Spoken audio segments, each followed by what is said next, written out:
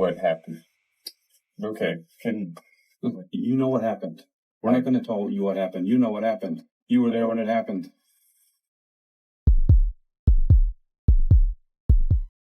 To anyone looking in from the outside, Katrina Smith had built exactly the kind of life people dream about. A loving husband, a comfortable home, a tight-knit family, a community that adored her. And on the morning of October 23rd, 2012, she was on the verge of something new, a job interview that could open a whole new chapter. She never made it there. And when the people who loved her most started asking questions, the answers they found were nothing like what they expected. Machesney Park, Illinois, a quiet suburb just north of Rockford, the kind of small town where everyone knows their neighbors, where people still wave from their front porches and look out for each other. This is where Katrina grew up, along with her younger sister Miranda and her brother Chad, after their parents' divorce. Miranda was 8 years younger than Katrina, but the age gap never put distance between them. From the time they were kids, those two were inseparable, close in a way that only deepened as they got older. People who knew Katrina described her the same way, every time, without hesitation. Warm, generous, full of life. She loved the holidays more than almost anything, not because of what she'd receive, but because of what she could give. She was the kind of person who would take a tiny little gift, something small enough to fit in the palm of your hand, and wrap it inside 12 different boxes, just to make the moment last longer, just to see someone's face light up. She had been part of her local church since she was a little girl, and that wasn't just a Sunday thing for her. She genuinely wanted to help people, not just the ones close to her, but anyone she came across. When Katrina was 20 years old, she met the man she thought she'd spend the rest of her life with. His name was Todd Smith. He was a financial guy, already established in his career, with 3 young daughters from a previous relationship. They met at a bar.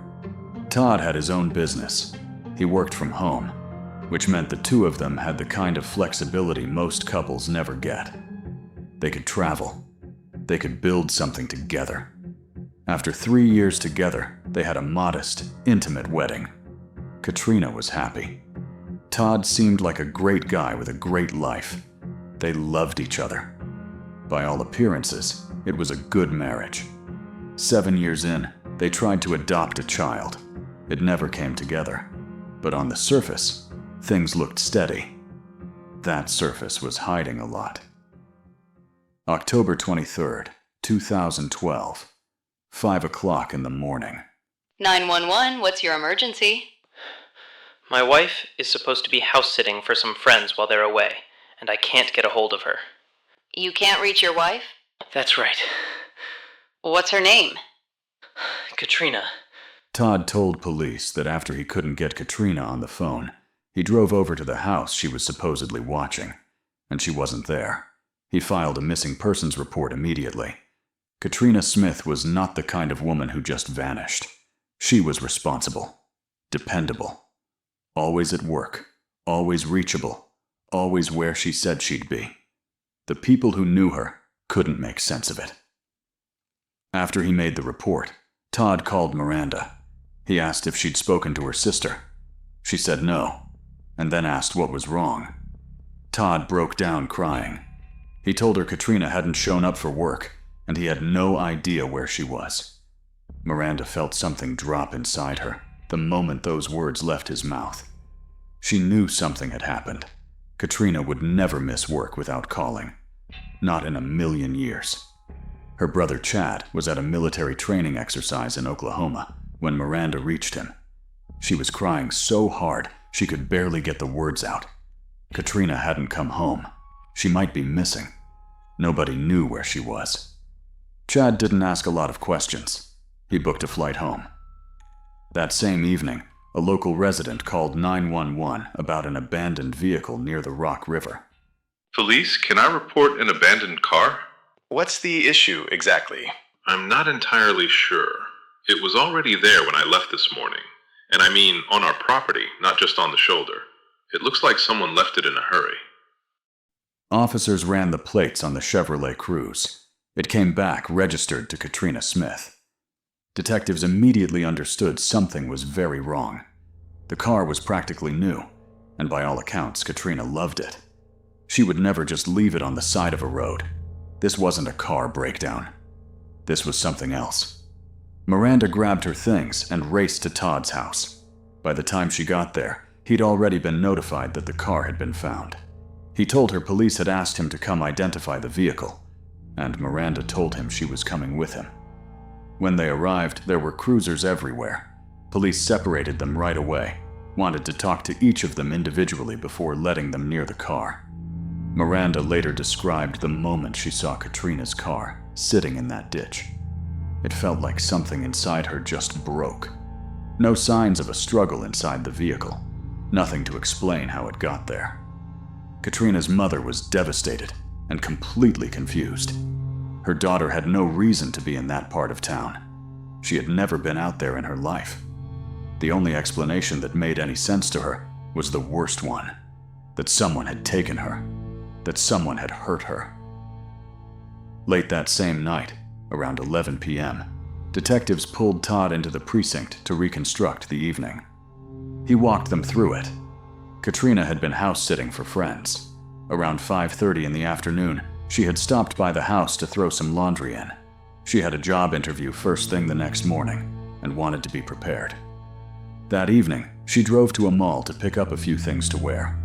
She came back home with her purchases, then told Todd she still needed to grab a couple more things. Detectives pinpointed that second departure at approximately 8:30 p.m. Before she left, Katrina told Todd that once she finished her errands, she'd head over to the house she was watching and spend the night there. That was the last time anyone saw her. Her car turned up in an area she had absolutely no reason to be in. No signs of violence inside. A 30-year-old woman had walked out of her house on a Monday evening to run a quick errand and had never come back. And Todd, in front of cameras, was already making public statements. Horrible. I just wanted to come home. The search operation moved quickly. Volunteers from surrounding neighborhoods flooded the park near where the car was found. Chad, drawing on his military training the moment he landed, took command of the search team. He divided the territory into sectors, marked them on a map, and assigned groups to each zone. They combed through that park for hours. At the same time, Katrina's mother was out on the streets, taping flyers with her daughter's photo to telephone poles, gas station windows, storefront doors. She couldn't bring herself to join the physical search. She just needed to do something. And then searchers started finding things. Katrina's wallet, on the ground, and continuing outward from the car, more of her belongings, scattered as if someone had been dropping them deliberately, one by one, along a path. Then her phone, then several towels, with blood on them. For the family, this was the moment hope started to fracture. They understood now that something terrible had happened to Katrina Smith. Meanwhile, a woman came forward to detectives. She had been driving across the bridge near where Katrina's car was found late on the night of the disappearance. In the middle of that bridge, she had seen a blue car, matching Katrina's Chevy Cruze. The trunk was open. Someone was kneeling behind it. She couldn't make out a face, but she got the impression it was a man. She had assumed car trouble and kept driving. Investigators immediately checked for any roadside assistance calls or breakdowns reported on that bridge that night. There were none. The car had been found yards from that same bridge. Detectives began to suspect that Katrina was somewhere in the Rock River, but they had no body, no proof. Standard procedure in a missing persons case is to look at everybody. Family, friends, co-workers. Everyone gets examined. Everyone's alibi gets checked. That includes the husband. Todd visibly looked rough during those early days. He kept repeating the same phrase. I'm just hoping she comes home. Everyone was suffering, but detectives noticed that Todd seemed to be carrying something heavier than grief alone. But before they got too far down that road, a new lead emerged. Katrina had apparently mentioned to friends that there was a teenage boy from her church who had become obsessed with her. He had followed her, watched her movements. There were even suggestions he had gotten inside her house at some point. It had scared her. He was a person of interest. But investigators tracked him down quickly. He was enrolled at a university near Rockford. His roommates confirmed he'd been in the dormitory the entire evening. Katrina disappeared. His alibi was airtight. He was crossed off the list. Then detectives turned to her phone. A phone is a window into a person's life that they never expect anyone else to look through. And Katrina's phone told a story nobody in her inner circle had any idea about. For the past month, Katrina Smith, who worked as an HR coordinator at a local parts manufacturing company, had been in a secret relationship with a coworker named Guy Gabriel. The two had been colleagues for some time before they went out to a bar after work one evening, started talking about their lives, and something shifted. What started as friendship turned into something more. Fast. In the most recent messages, Guy had been actively encouraging Katrina to leave her marriage. Detectives dug into Guy Gabriel's background. What they found changed the direction of the investigation.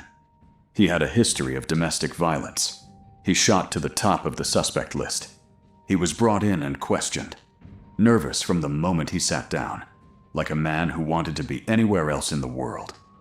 He admitted to the relationship, but denied any involvement in Katrina's disappearance. He said he was at work the night she vanished. Investigators pulled his time card.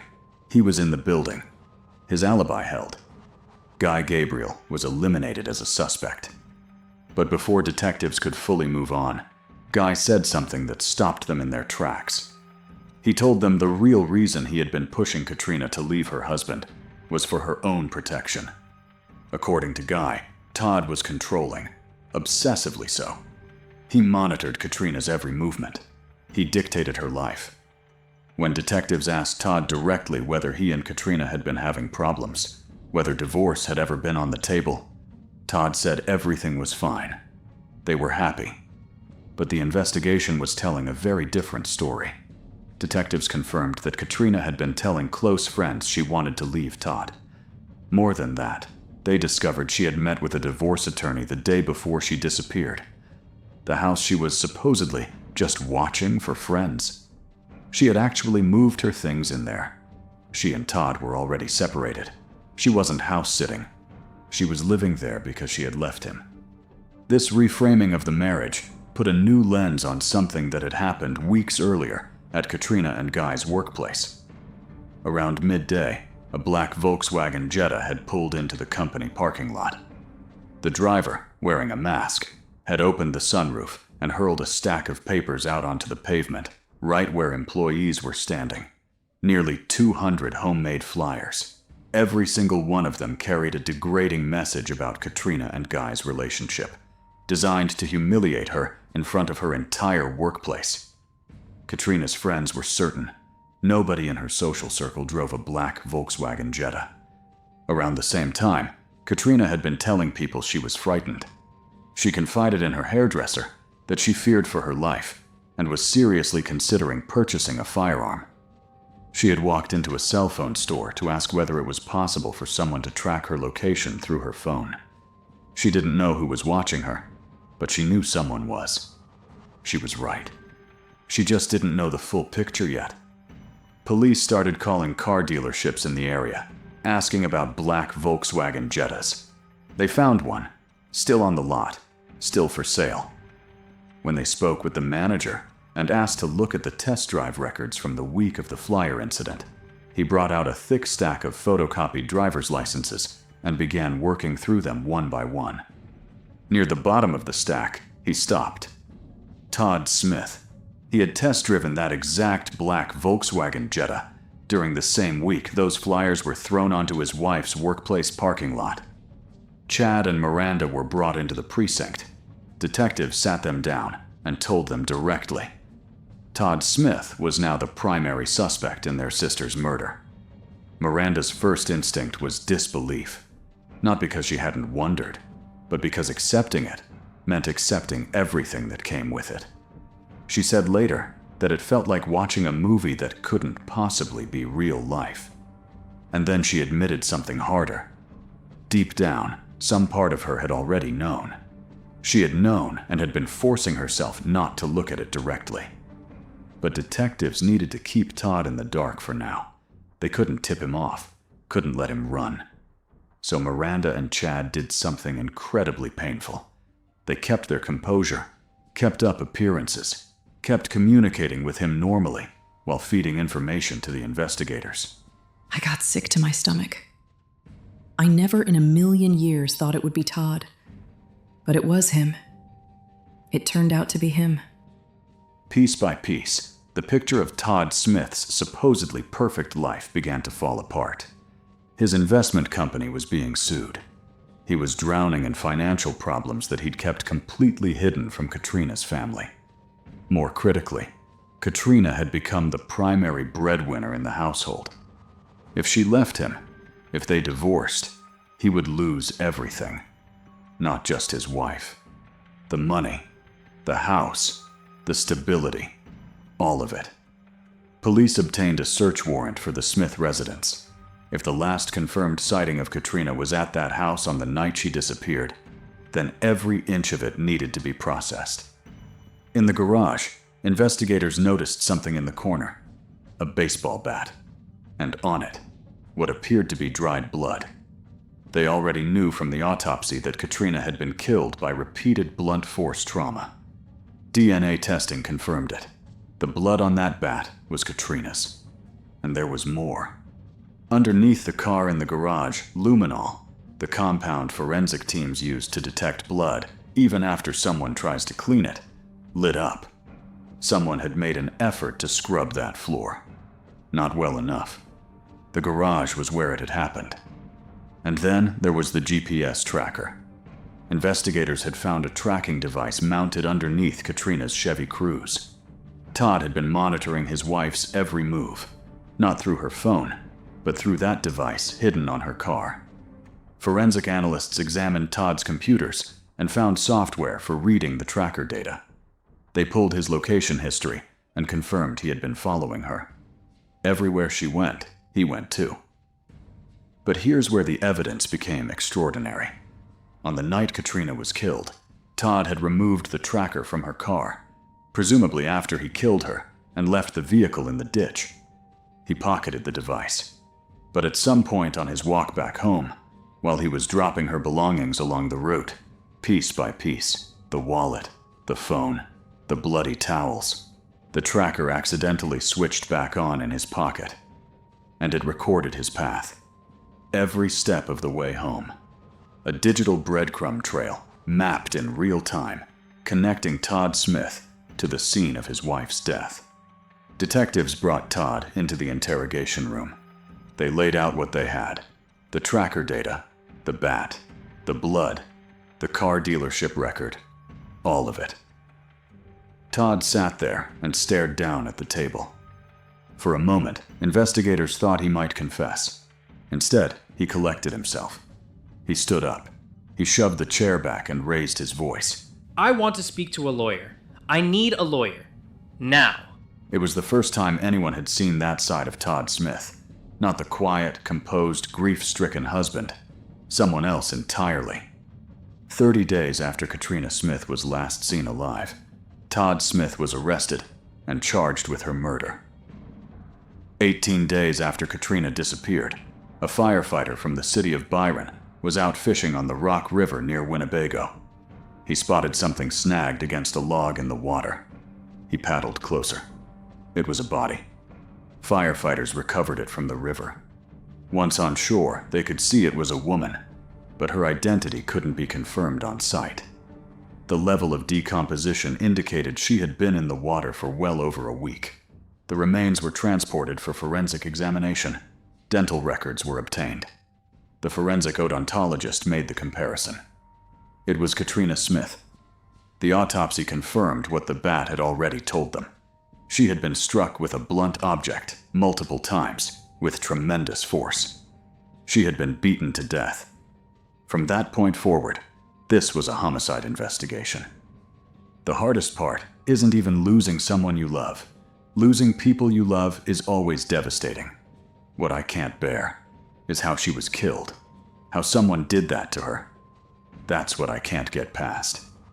Reconstructing the events of that final night, investigators and prosecutors pieced it together like this. The evening before she disappeared, Katrina had sat across from a divorce attorney and begun the process of formally ending her marriage. The following evening, October 22, 2012, she went back to the house she shared with Todd to collect some of her things before her job interview the next morning. At some point during that visit, she told him it was over. She told him she was leaving. She turned to walk out, and Todd picked up the baseball bat from the corner of the garage. He beat her. He killed her. He loaded her body into the car, drove to the bridge, and threw her into the Rock River. He left the car in the ditch, and he walked home, dropping her belongings in the darkness as he went, completely unaware that the GPS tracker in his pocket was mapping his route. Katrina had known she was in danger. She had told people she was being watched. She had asked about weapons for self-defense. She had gone to the phone store to ask if someone was tracking her. She had done everything she could to protect herself. Todd had been controlling Katrina from the day they got married, controlling her finances, her movements, her life. And in his mind, apparently, there was only one way she could ever stop being his wife. January 11th, 2017. The trial was long and brutal. Katrina's family sat in that courtroom and heard details for the first time. Things they had never known. Things they wished they could unhear. Images that will never leave them. The jury didn't deliberate for long. We, the jury, find the defendant guilty of murder in the first degree. When that verdict was read, Katrina's family said they felt something release inside them. Not happiness, not closure exactly, but a kind of peace, knowing that the man who had destroyed their sister, their daughter, their friend, would be held accountable, that he wouldn't be able to do this to anyone else. Todd Smith was sentenced to 59 years in prison for the murder of his wife. Cases like this one stay with you. When you work a homicide, you try to maintain your objectivity. You have to. But it's impossible not to feel it. Impossible not to think about who this person was. A woman who wrapped tiny gifts in 12 boxes just to make someone smile. A woman who wanted to help every person she encountered. A woman who was trying, quietly and bravely, to take her life back.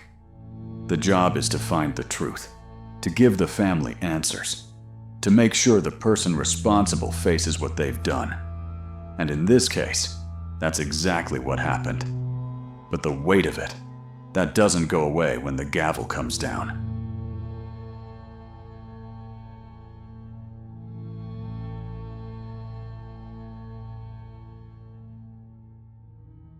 The Missouri Supreme Court sets an execution date for a man accused of raping and murdering a 9-year-old girl in Southwest Missouri. How painful would that injury have been? Very painful. Stella, Missouri is the kind of small town that makes other small towns look big. Quiet, peaceful, the kind of place where, on paper, nothing ever happens. But in 2007, something happened there that turned the whole town upside down. A 9-year-old girl vanished from her own bedroom in the middle of the night. No warning, no trace, no witnesses.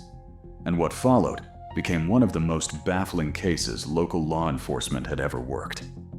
Rowan Ford was born on April 11, 1998, in San Diego, California. Not long after she was born, her mother, Colleen, split from her father, the man she'd had 3 other kids with besides Rowan, and moved to Stella. This town sits in Missouri with a population of somewhere around 150 to 160 people. We're talking tiny, quiet streets, friendly neighbors, and for the kids growing up there, everything they needed was right within reach. a school, plenty of other kids their age nearby. Colleen eventually remarried. Her new husband was David Spears, and the two of them moved in together and built a blended family. Not long after, they had their first child together, a baby girl. Now, Rowan had 2 brothers and 2 sisters, and she was close with all of them. To help support the family, Colleen took a job at the local Walmart, while David worked on a farm. Like any big family, they had their share of problems and challenges, but by all accounts, they were a genuinely happy household. By 2007, 9-year-old Rowan was in 4th grade at the local school. People described her as a ray of sunshine, polite, friendly, always smiling, always laughing. She loved playing outside with friends and riding her bike around town. On weekends, she went to Sunday school, where she was always the first one to jump in and help a friend who needed it. Since both parents worked long hours, the kids in that house grew up pretty independent, used to being home alone and looking after themselves. That's exactly how it was on the night of November 2nd. David was running late at the farm, and Colleen had left for her night shift at work. On the morning of November 3rd, around 9 a.m., Colleen came home. Rowan wasn't there to greet her like she normally was, so Colleen went to check on her in her room. Rowan wasn't there. Colleen checked the entire house, the yard. Nothing. She immediately asked her husband where their daughter was. David told her that Rowan had asked to sleep over at a friend's house, and he'd let her go without thinking twice about it. He hadn't even asked which friend. Stella was so small that there really weren't many options. Everyone in town, not just David and Colleen, knew every single one of Rowan's friends. There were only a handful of houses she could possibly be at, but Colleen couldn't shake the feeling that something was wrong, so she started going door to door, checking every one of them. Nobody had seen her, not one house. In fact, none of them had even been expecting her that night. Colleen walked the entire town, checked every spot she could think of, and came up empty every single time. Nobody had seen her daughter anywhere.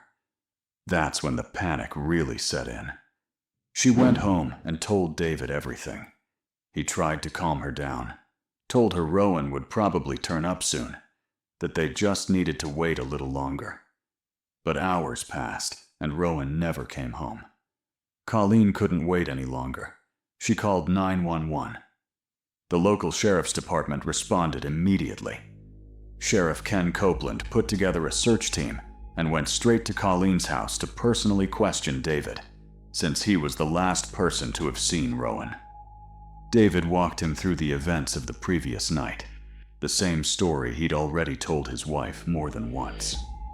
David and his friend and co-worker, Christopher Collings, had stayed late at the farm to finish up some work, and at some point, their mutual friend, Nathan Mahurin, had swung by to join them.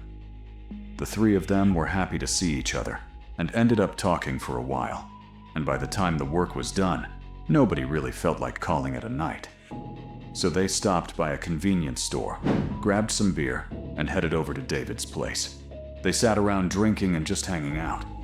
Later on, Christopher suggested they head to his place instead.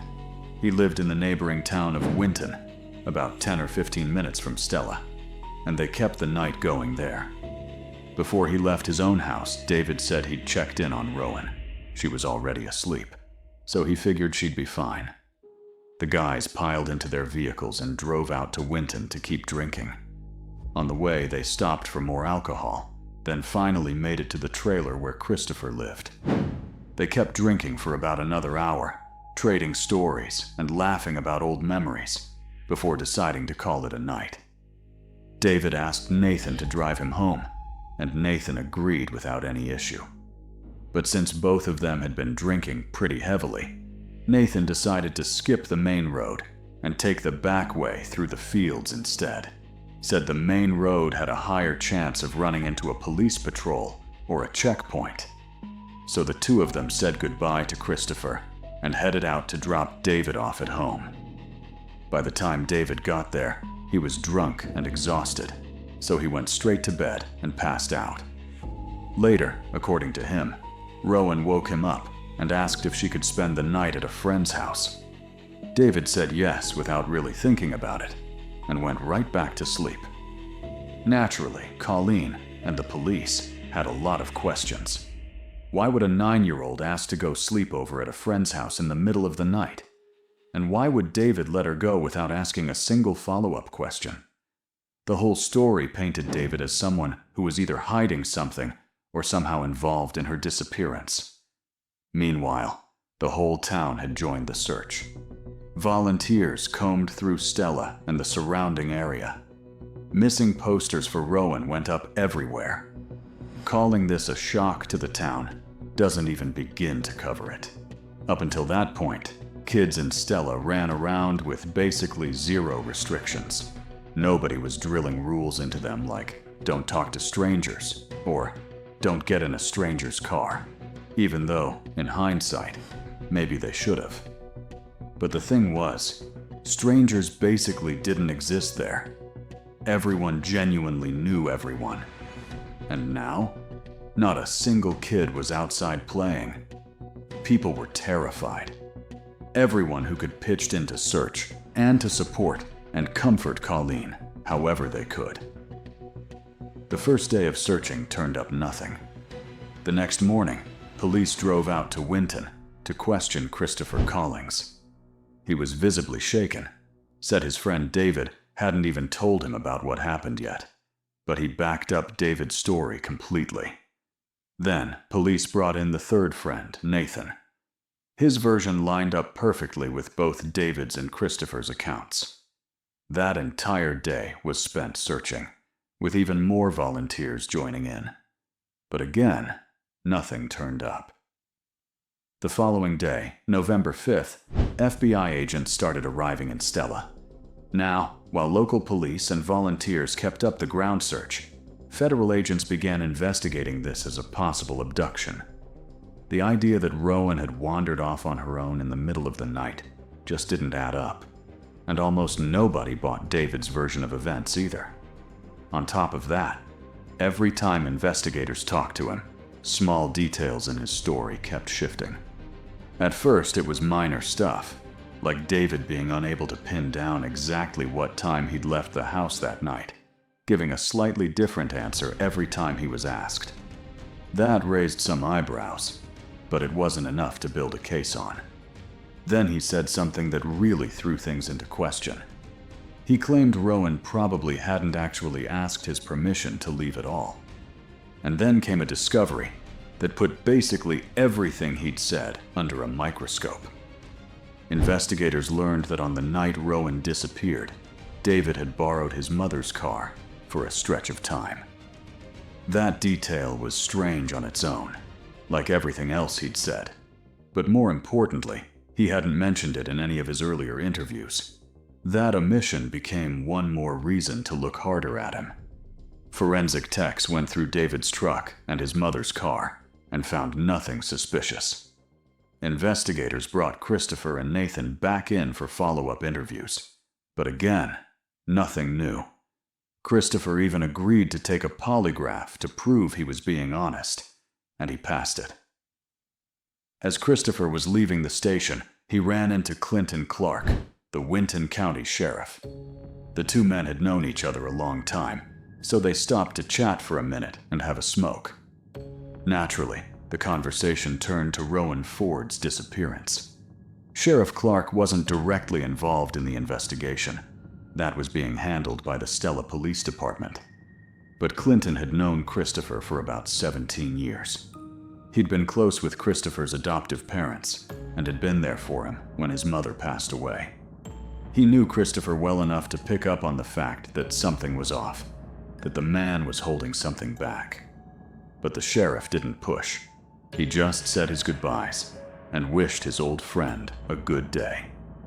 Back at the Stella Police Department, Clinton shared what he'd noticed with the investigators working the case. He didn't want to throw an old friend under the bus, but if Christopher genuinely knew something important, it needed to come out. That's when a theory started forming. Maybe David had asked Christopher to lie, or to tweak his story slightly to cover for himself, and Christopher had gone along with it out of loyalty and was now too scared to come clean for fear of looking like an accomplice. Since David was already the prime suspect, this theory made a lot of sense, and the investigation's focus shifted to Christopher. If they could get him to open up, even about one small detail from that night, it might finally break the case open. Sheriff Clark offered to help. He figured he could talk to Christopher as a friend and get him to open up about whatever he was hiding. If there was one person Christopher trusted, it was Clinton. It seemed like a solid plan, so everyone started pinning their hopes on Sheriff Clark. That same evening, FBI agents decided to re-interview Rowan's mother. When they arrived at Colleen's house, they found Christopher there too. He'd come by just to check on her and see how the investigation was going. The agents figured this was too good an opportunity to pass up, so they asked him a few questions on the spot. They went through his version of events one more time, and Christopher repeated essentially the same story, with one small addition.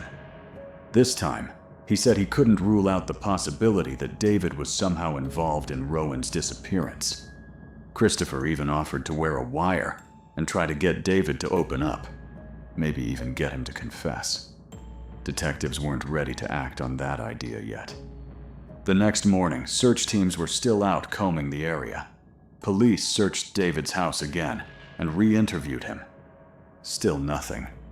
Meanwhile, Christopher got a call from his friend Clinton, inviting him to come by the Winton Sheriff's office.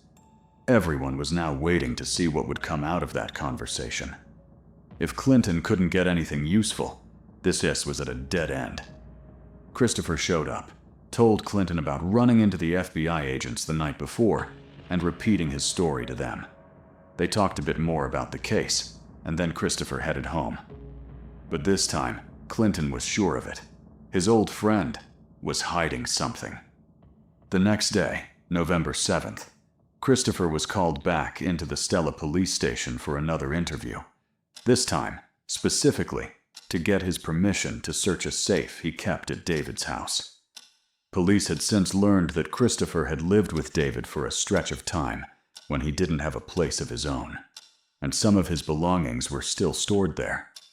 Christopher gave full consent to search his safe, his car, and his trailer. He was cooperating completely, and he agreed to answer a few more questions. This time, they asked him to confirm David's version of events, and he said that, actually, he didn't fully agree with it. And just like that, the police started pushing harder for the truth. Christopher didn't like the pressure. He felt like he was being treated like a suspect, and he told them flatly that he wasn't going to say another word if that's how this was going to go. Right after that, he drove straight to see Clinton. In a way, the two departments, Stella and Winton, ended up running a classic good cop, bad cop dynamic, with Sheriff Clark practically becoming Christopher's only safe harbor. Clinton was the one person he felt he could talk to without being treated like a criminal. So Christopher told him everything that had happened at the Stella station, and said he didn't want to deal with anyone over there anymore. If they needed anything from him, they could go through Clinton. During that conversation, Sheriff Clark gently tried to get to the bottom of things. He asked what had happened, kept his tone calm and easy, and at some point, Christopher started crying. During the months he'd lived with David, he'd grown close to Rowan and the other kids. They'd spent a lot of time together, and the kids had even started calling him Uncle Chris. He couldn't hold back the tears. He said he would never hurt Rowan or any of those kids, and that he genuinely wanted to know the truth, no matter how awful it turned out to be. That day, Christopher left the Winton police station without giving any new statements. Still, Clinton relayed everything to the investigators and asked them to give Christopher a little more time to process things. On November 9th, 1 week after Rowan went missing, her body was finally found. It was in a deep pit in the middle of a field, about 10 miles outside of Stella. The only piece of clothing left on her was a single sock.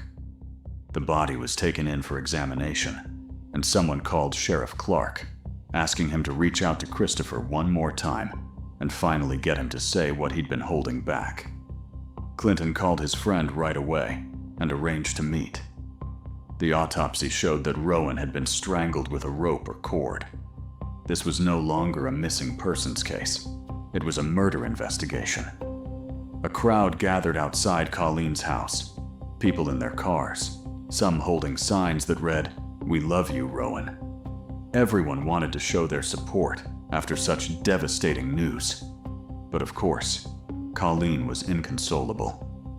Sheriff Clark found Christopher in a state of real panic.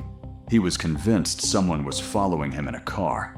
He was terrified that now that Rowan's body had been found, people might start pointing fingers at him and looking for revenge. Clark brought him to the police station where he'd be safe. Now that the body had been found and the case officially classified as a homicide, Clinton sat down with Christopher again. He asked him directly, "What did David do to Rowan?" At that, Christopher broke down crying and said he didn't want to talk about it in front of other people. They needed to go somewhere with fewer witnesses around. He suggested a small bridge just outside of Winton. The sheriff agreed, and the two of them left the station. On the bridge, Christopher took a deep breath and closed his eyes, like he was gathering himself. Then he held his hands out to his old friend and said, "You should put the cuffs on me." And then he started talking. The first part of the story matched what he'd already said. He and his two friends, David and Nathan, had gone to his place and had a few drinks. When it was time to head out, David asked Nathan to drive him home, and the two of them agreed to take the back roads to avoid running into police. Once they left, a plan started forming in Christopher's head. He got in his own car and drove toward David's house. He knew that if he took the main road, he could actually beat the other two there, since they were going the long way around. The idea taking shape in his mind both terrified him and sent something dark and electric through him. He decided he was going to take Rowan. Quietly, without anyone noticing. His plan was to bring her back home afterward, hoping she wouldn't recognize him. He was right.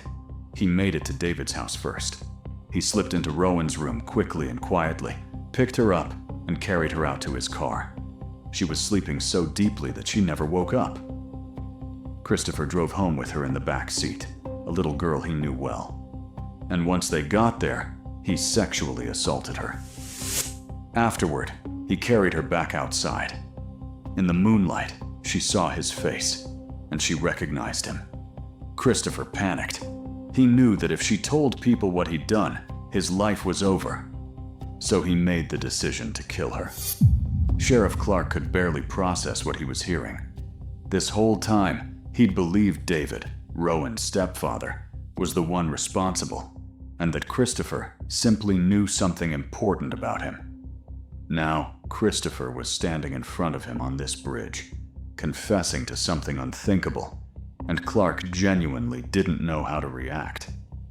He understood now why Christopher had picked this particular bridge. It was the same spot where he'd originally planned to dump Rowan's body, before deciding it would be found too quickly. So instead, he'd driven around looking for somewhere else, and eventually found that pit out in the field near the town of Powell. When he got back home afterward, he noticed evidence of what he'd done and decided to destroy it. He put everything in a barrel, dragged it into his shed, and burned it. Once he finished telling the whole story, Christopher went with Clark to the station voluntarily. Even after everything he'd just heard, Sheriff Clark couldn't bring himself to put the cuffs on his friend. At the station, Christopher repeated his confession to the FBI agents and said he deeply, deeply regretted what he'd done. After hearing this confession, detectives now suspected the opposite of what they'd originally thought, that David had been covering for Christopher, not the other way around. They brought David in for questioning immediately, Now that Christopher had confessed, David no longer had any reason to protect his friend, and investigators expected his story to line up with what Christopher had just admitted. Instead, David's story was just as shocking. According to him, when Nathan dropped him off and he noticed Rowan was missing, his very first thought was that Christopher had taken her. That's not exactly a logical leap to make out of nowhere, which suggested that, at some point, the two men had actually talked about taking her. David said he knew immediately who was responsible, and his next move was to take his mother's car and drive straight to Christopher's place. When he arrived and saw Rowan there, instead of saving her, he chose to take part in what was happening, and afterward, he helped get rid of her body. Jesus Christ, how can anyone be that f***ing monstrous?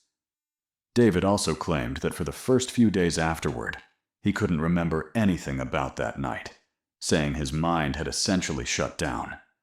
Nobody saw this coming. Now it looked like both men were admitting guilt, even though Christopher's confession had never once mentioned David being involved. Agents brought Christopher in again and asked him point blank whether David's account was true. He said no, his friend had nothing to do with it. Both men were arrested on suspicion of Rowan Ford's murder, but investigators still had to untangle their conflicting statements. Hair found in Christopher's car matched Rowan's. The forensic findings on the cause of death lined up exactly with what Christopher had described, details that only the actual killer would have known. On top of that, police found the burned barrel Christopher had described using to destroy the evidence. Everything matched his account, which made his version credible. There was plenty of evidence against Christopher, including his own confession. But when it came to David, there was a problem. There was a confession, but no physical evidence backing it up. Both cases went to trial, where the courts now had to determine how to sentence each man. Throughout Christopher's trial, Clinton Clark stood by him. The sheriff felt a deep sense of responsibility for what had happened, for the actions of a man he'd supported and guided his whole life. Christopher made several attempts to lessen the charges against him. He filed appeals asking the court to throw out everything he'd told police before he was formally charged, arguing he hadn't realized those statements would be used against him in court. The court rejected those appeals, ruling that he'd given his statements voluntarily. He also repeatedly brought up his difficult childhood, suggesting it may have contributed to what he did, but it had no bearing on his sentence. In 2012, the court sentenced Christopher Collings to death. He spent more than a decade on death row, exhausting every single appeal. His final requests for clemency were denied, and on December 3rd, 2024, at 6:10 p.m., the man convicted of sexually assaulting and strangling 9-year-old Rowan Ford from Southwest Missouri will be put to death tonight. Christopher Collings was executed by lethal injection at a maximum security prison in Missouri. In his final words, he expressed remorse and accepted full responsibility for the horrific crime. Justice for Rowan Ford had finally been served, 17 years after that tragic night. As for David Spears, the court had significant doubts about his actual role in the murder. There simply wasn't enough physical evidence to back up his conflicting statements and prove he was directly involved in the killing. Ultimately, he was convicted of obstruction of justice and endangering the welfare of a child, and sentenced to 11 years in prison. But here's the kicker that absolutely broke the internet. After doing just over 7 years, David Spears walked free, and he didn't go into hiding. In a move that felt like a total slap in the face to Rowan's memory, he managed to land a government job with the Missouri Public Defender's Office, coasting on taxpayers' money for years. When the public finally caught wind of this, the outrage was deafening. Lawmakers went ballistic, sparking a massive scandal that got so intense, the state threatened to freeze the department's budget until he was gone. Under all that crushing heat, Spears was finally fired, proving that while he tried to outrun his past, the ghost of his choices caught up with him anyway. This case is a heartbreaking reminder that sometimes the biggest dangers are the ones closest to home. So please, look out for one another. Keep your kids safe, stay vigilant, and never take your peace of mind for granted. Take care of yourselves, and I'll see you in the next one.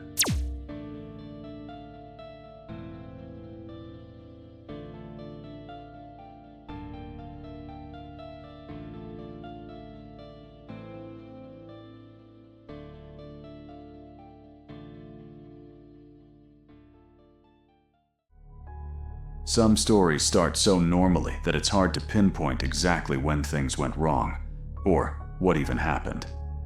This is the story of a seemingly typical, middle-class American family.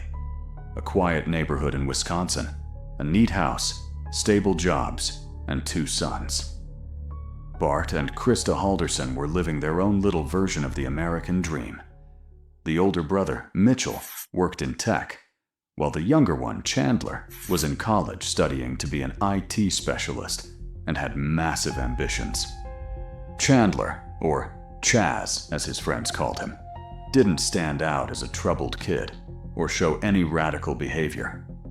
He had friends, his own interests, and spent his time like any typical guy his age. He was incredibly proud of securing an internship at a prestigious insurance company, followed by a job offer from SpaceX. Chandler's talents impressed everyone, especially girls. Shortly after starting college, he met his girlfriend, Catherine. With first love, dates, and walks, studying naturally took a back seat.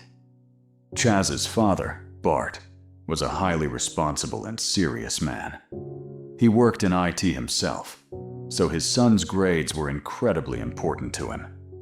Obviously, with a job at a company like SpaceX on the horizon, his reputation had to be flawless. For several months, Bart asked his son to show him his college transcripts, a standard requirement for employment verification. But every time, a new problem arose. The college kept replying to all inquiries, saying the documents were delayed. There was a system glitch, and they just needed to wait a little longer. This kept happening over and over, so eventually, the father decided to take matters into his own hands. He called the college, pretended to be his son, and tried to get the transcript directly. On the surface, it sounded like a completely ordinary call. The college employee would later remember it as a typical conversation, the kind of request they handle every single day. But the father received a shocking surprise. It turned out that Chandler had been expelled from the college a long time ago. The emails the father had been receiving about document delays were completely fake. As it turned out later, Chandler had been sending them himself. Bart decided to confront his son directly.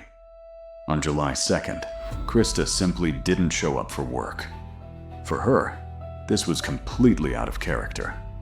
Plus, she always texted if she was sick or if something happened. In a small town, everyone knows everything about everyone. So, when Krista didn't show up and didn't answer her phone, her colleague, Daniel, decided to stop by her and Bart's house, just in case something had happened. But everything looked completely normal.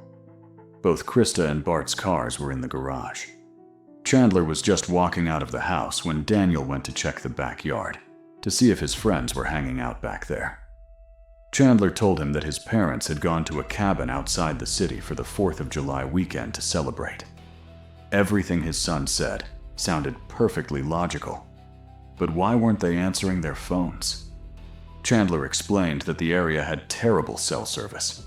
When asked when they would return, Chandler replied that they would be back the Monday after Independence Day. However, Krista didn't show up to work on Monday or Tuesday. Daniel suggested that Chandler go to the police and file a missing persons report, which he did. Detectives arrived at the Halderson home that same evening. Chandler was home and told them his parents were missing. He said they left for the weekend to spend time at the family's remote lake cabin, a cottage built back in the 1940s, deep in the woods by the water. But they never returned. Chandler added that his parents didn't leave alone. An unknown couple picked them up, people he didn't personally know, and drove Bart and Krista to the cabin. Meanwhile, relatives found out about the situation. Krista's cousin, Barbie Townsend, lived far away in California, but she saw in the news that her sister was missing and panicked. They went to a cabin by the lake and never came back. An old place built in the 1940s, isolated in the woods by the water. What if something happened there? What if they couldn't call for help? Or what if someone was holding them hostage? The relatives' panic worsened because nobody else knew about this trip. Not their co-workers, and not even their older son, Mitchell. Nobody had heard that they planned to go anywhere that weekend, even though it was the 4th of July, a time when everyone usually discusses their holiday plans. The day after Chandler reported them missing, his brother Mitchell and his fiancée got into their car and drove north. It was a 3-hour drive just to see if there was any trace of them, because with every passing hour, there were only more questions. Why hadn't they called? Why wasn't there a single text? Why the total silence? When Mitchell and the police finally reached the lake cabin Chandler had pointed to, things became even more alarming. Inside, it was dark. There was absolutely no sign that anyone had been there recently. No personal belongings, no traces of life, nothing to indicate that Bart and Krista had ever arrived for the weekend. It became obvious that nobody had been in that house for a long time. The story was falling apart right before their eyes, as there was zero proof they had ever made it to the cabin. While Mitchell and the police were checking the cabin, Chandler was searching for his parents in the neighborhood around their home. He approached houses, rang doorbells, and talked to people. Ring doorbell cameras captured him asking neighbors if they had seen his parents. My name is Chandler Halderson. I live just down the road. Oh, yes. You're the one who follows the police. Yeah. I was hoping with the fancy security system, I was wondering if you were able to capture the road or my house. The police actually came and downloaded everything they have. Meanwhile, the story hit the media. Journalists began taking an interest in the case. One of them contacted Chandler, and he repeated the same story.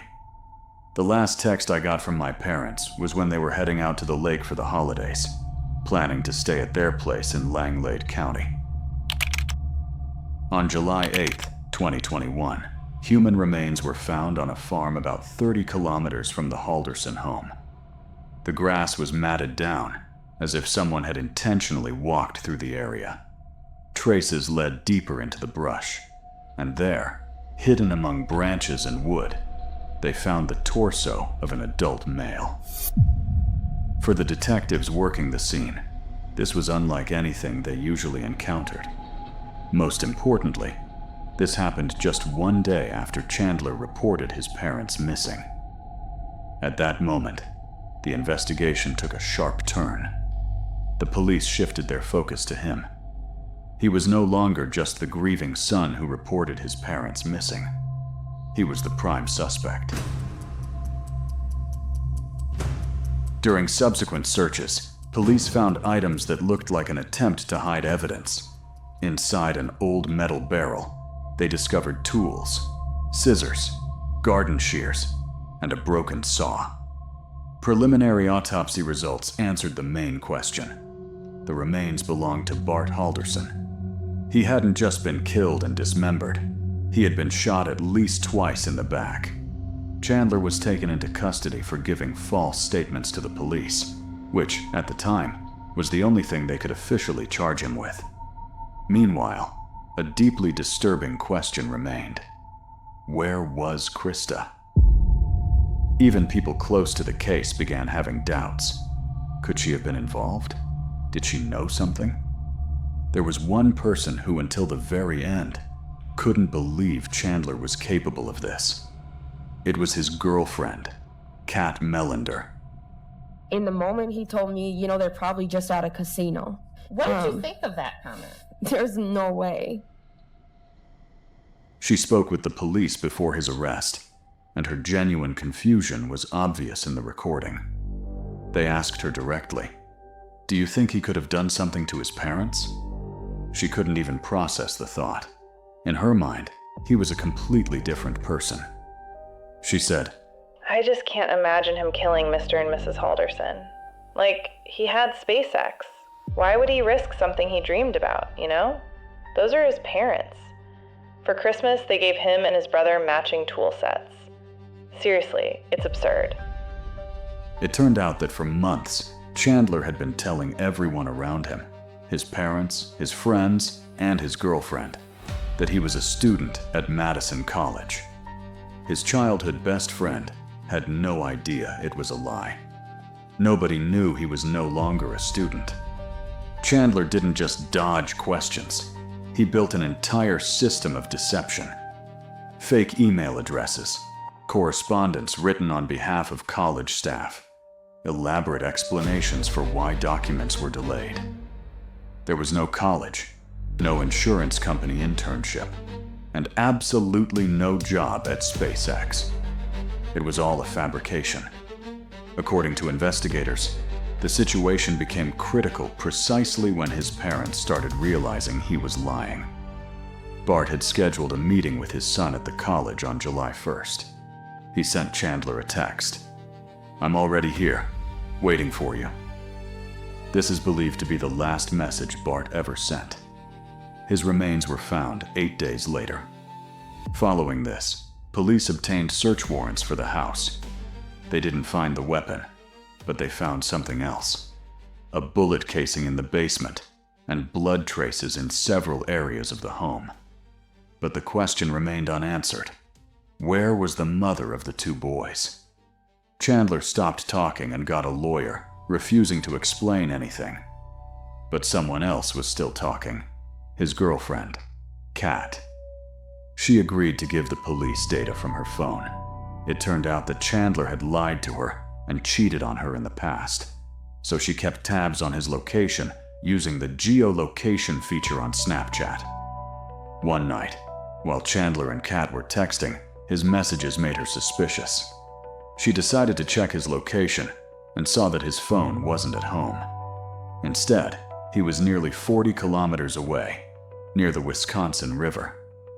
She took a screenshot, just like any girl wanting to catch a cheating boyfriend red-handed. That single screenshot became a pivotal breakthrough in the investigation. What is that? Screenshot of Chandler by the Wisconsin River. Why did you take this screenshot of Chandler's location? I didn't know why he was there, and so I was curious. Did you know where this location was? Yes. And how did you know where this location was? I'd been there before with Chandler.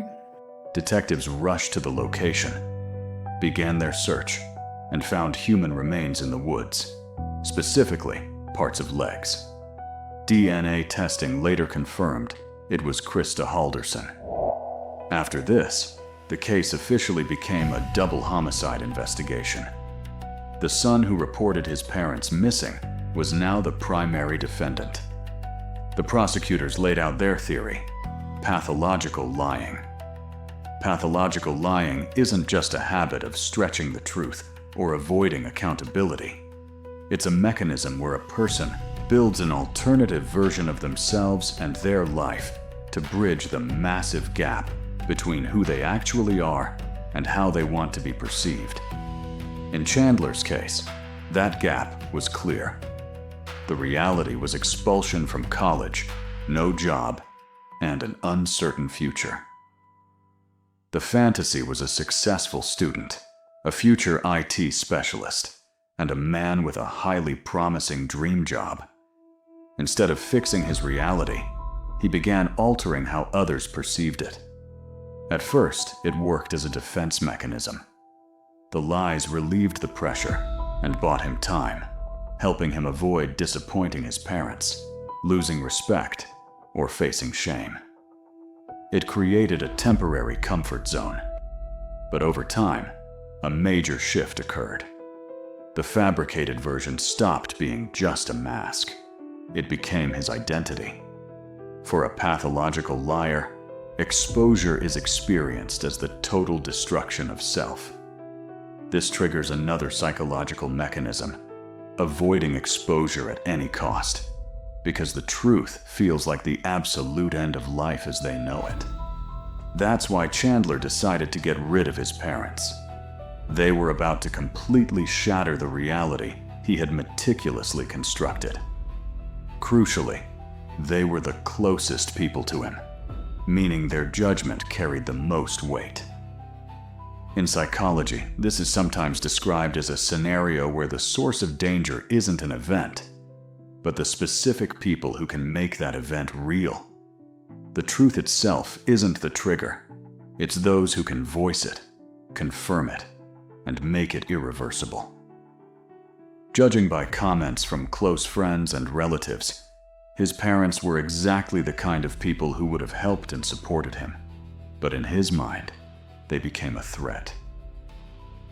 I think it's time we start talking about what happened to your parents. Like the truthful version. This is the only chance you're gonna have to tell us the truth. Okay. Listen. I can't tell you what we know, but we know you're not telling us the truth. We know your parents are no longer with us. Okay, and we know the reason why.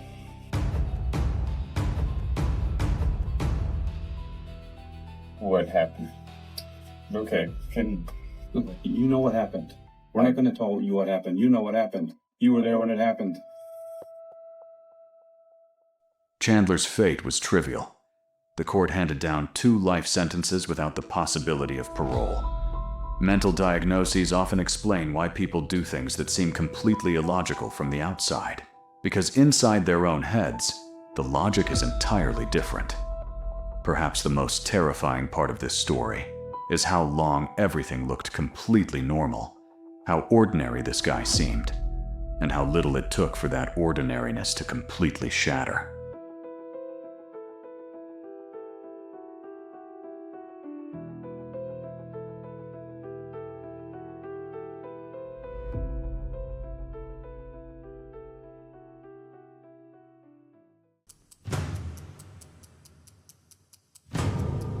What you're looking at right now are 2 10-year-old boys. 2 boys who coldly, deliberately, and methodically took the life of a 2-year-old child named James Bulger. Make no mistake, this isn't just scary. This is pure, unfiltered darkness. February 12th, 1993. 2 friends, John Venables and Robert Thompson, were doing what thousands of other boys their age were doing that day. They were skipping school. It happens. The 2 of them headed to a place called The Strand, a small shopping center in the town of Bootle, just outside of Liverpool. And once they got there, they were doing anything but what normal kids do. They were shoplifting, a couple of batteries, a doll, and a can of blue paint. At some point during that trip, they tried to lead a 2-year-old boy away from the mall, with the darkest intentions. That attempt failed. Thank God. But the other one didn't. Because failing the first time didn't stop these 2. Not even close. That same day, they found another victim. That afternoon, a woman named Denise Bulger was also at that very same shopping center, with her 2-year-old son, James. Now, James was 2 years old, and most of the time on outings like this, he rode in a stroller. But on this particular day, his mom had decided to leave the stroller at home. That decision would haunt Denise for many, many years to come. Mother and son walked into a butcher shop just to pick up some meat. Nothing unusual. She found what she needed, walked up to the register, and turned away from James for just a few seconds. Long enough to pay. When she turned back around, James was gone. We're talking literal seconds. She turned. She paid. She turned back. Gone. Denise immediately panicked and ran out of the shop, turning left to search. She started running, stopping people, asking anyone she could find. Did anyone see anything? My child is missing. There are so many what-ifs that have haunted this woman for decades. But perhaps the biggest one, the one that never leaves, is this. What if she had turned right instead of left? Would her son be alive today? Possibly. She later said, "I turned away for 1 second, and I never saw my little boy alive again." Because the reason James disappeared, as you may have already guessed, was John Venables and Robert Thompson. They had taken little James by the hand and walked him out of that butcher shop, turned right. His mother went left. Denise found a security guard and frantically described her son, what he looked like, what he was wearing, the color of his hair. Within minutes, an announcement was going out over the mall's loudspeakers. But nobody had seen anything. Nobody knew anything. Just despair. So she called the police. By then, James was already outside the mall with his abductors. The two boys would later admit that James cried the entire time. He kept calling for his mom, over and over. They didn't react. They just kept walking, taking him exactly where they planned to go. Now, here's the question everyone asks. Did anyone see these 3 kids together? About 38 people did. 38 people witnessed 2 10-year-old boys leading a toddler through the streets. Did anyone do anything? No, not one person. And look, I know that outrages people at first. It outrages me too. But here's the thing. Honestly, put yourself in their position. If you saw 3 kids on the street, would your first thought be kidnapping and murder? Or would you think, older brothers walking a cranky little sibling home? A 2-year-old crying and tugging at someone's hand doesn't exactly scream abduction when the people holding that hand are also children. Still, what happened next? At one point near a ditch, the 2 boys picked James up and threw him headfirst onto the ground below. A woman walking nearby saw it happen. She kept walking. James had bruises and deep cuts on his forehead. The boys pulled his hood up over his head to hide the injuries. We know all of this because more witnesses saw them. Some even noticed the wounds on James's head. According to their own statements, they didn't think much of it. They assumed the kids were just playing around, and the little one had fallen. Happens all the time with little kids, right? Later, the boys even brought James to one of Liverpool's busier streets. Plenty of people saw them there too. In fact, one woman, watching from her window, saw Robert Thompson kick James in the ribs. Hard. Because James kept crying and calling for his mom. That wasn't kids playing. That was violence, right in front of her. What did she do? She closed the curtains so she didn't have to watch anymore. Years later, she said, I saw them. I heard the baby crying. I looked right at them. My God, I looked right at them. And now I have to look out that same window every single day. Every day I see those children in front of me. When I go to sleep at night, I see them again. Little James came this close to being saved. Twice. The first time, 2 women stopped the group because something seemed off. They asked, "What happened? Where are you coming from? Where are you going?" The 2 boys switched on something almost disturbing. A perfect performance of childhood innocence mixed with cold, deliberate calculation. They claimed they'd just found this little boy nearby, already looking like that. Didn't know anything. Didn't hear anything. Just picked him up somewhere that seemed dangerous and were trying to help. One of the women said they should all walk James to the nearest police station, that someone was definitely looking for him. The boys politely agreed. What a great idea. Absolutely, they'd do that. The women walked away, but one of them wasn't fully convinced. Something was nagging at her. She was actually about to go back and help the boys get to the station herself until the other woman told her she'd seen James smiling and laughing just a few minutes earlier, that he seemed completely fine. Somehow, the battered face of a 2-year-old was enough to be dismissed and forgotten. So the women walked on.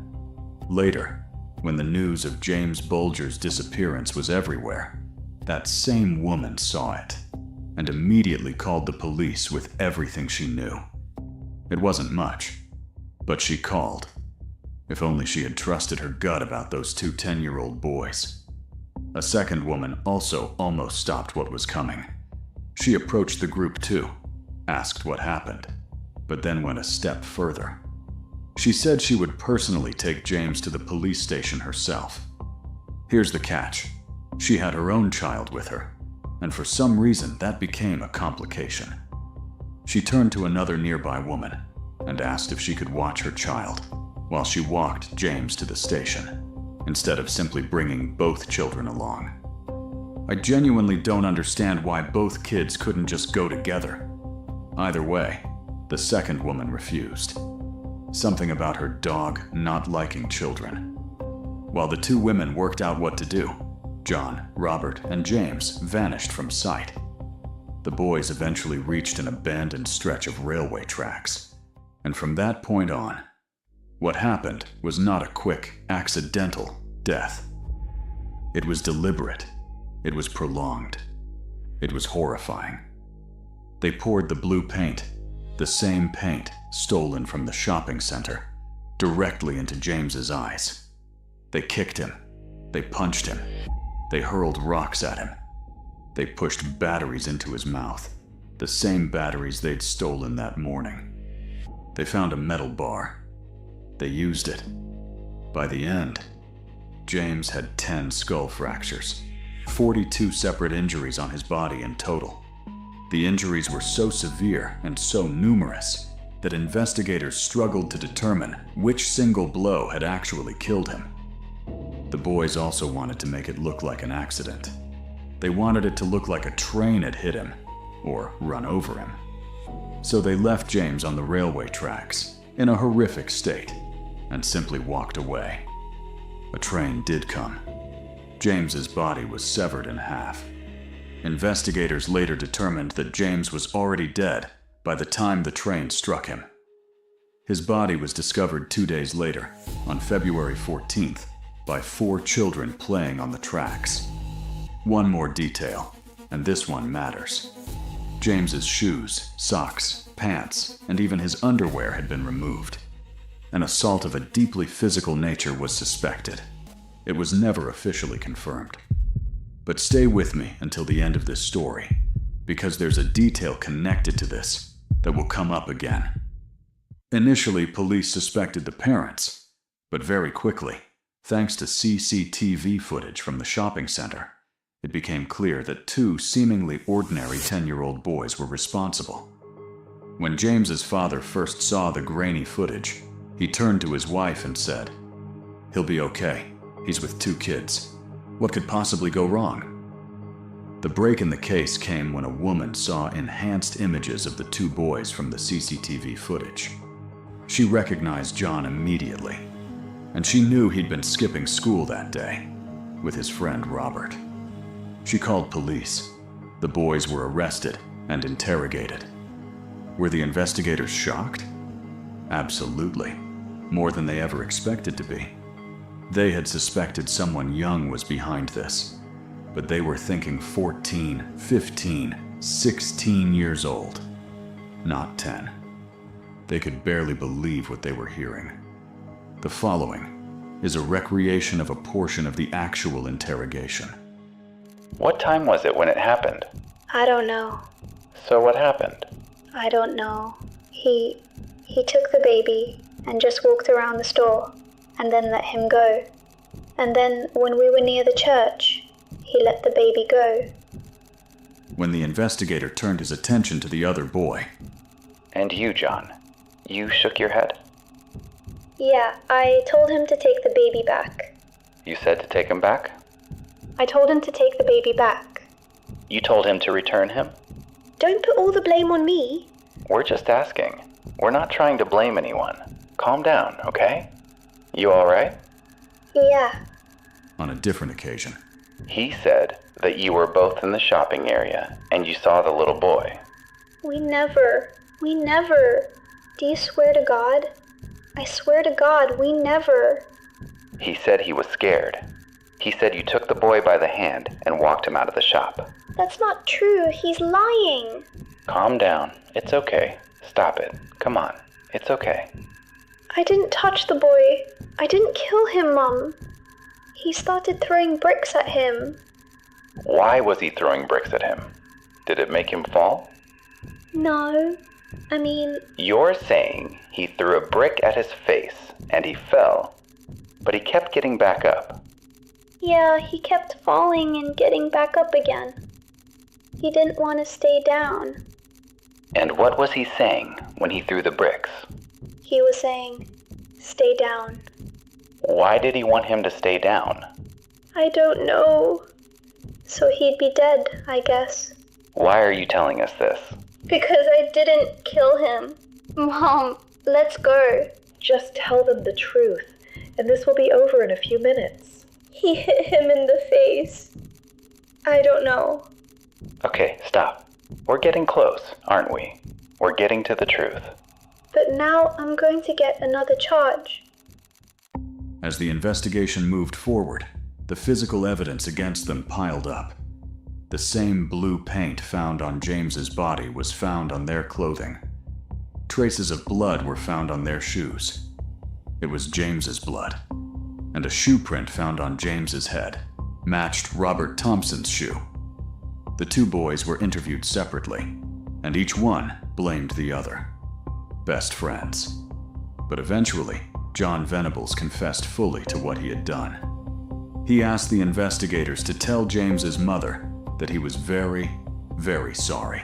Robert Thompson, meanwhile, kept denying everything, any involvement, any knowledge, right up until he slipped.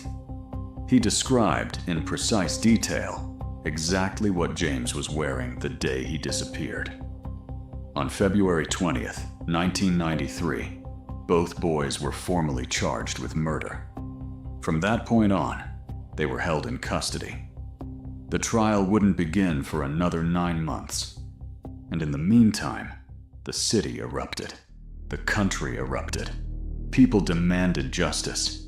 They were furious. Beyond furious. The rage had no ceiling. During the trial, the boys were referred to only as Child A and Child B. They would later be given entirely new identities. They were held in secure facilities with heavy protection, specifically to prevent vigilante attacks. Their parents were also relocated to different parts of the country and given new names because of constant credible death threats from the public.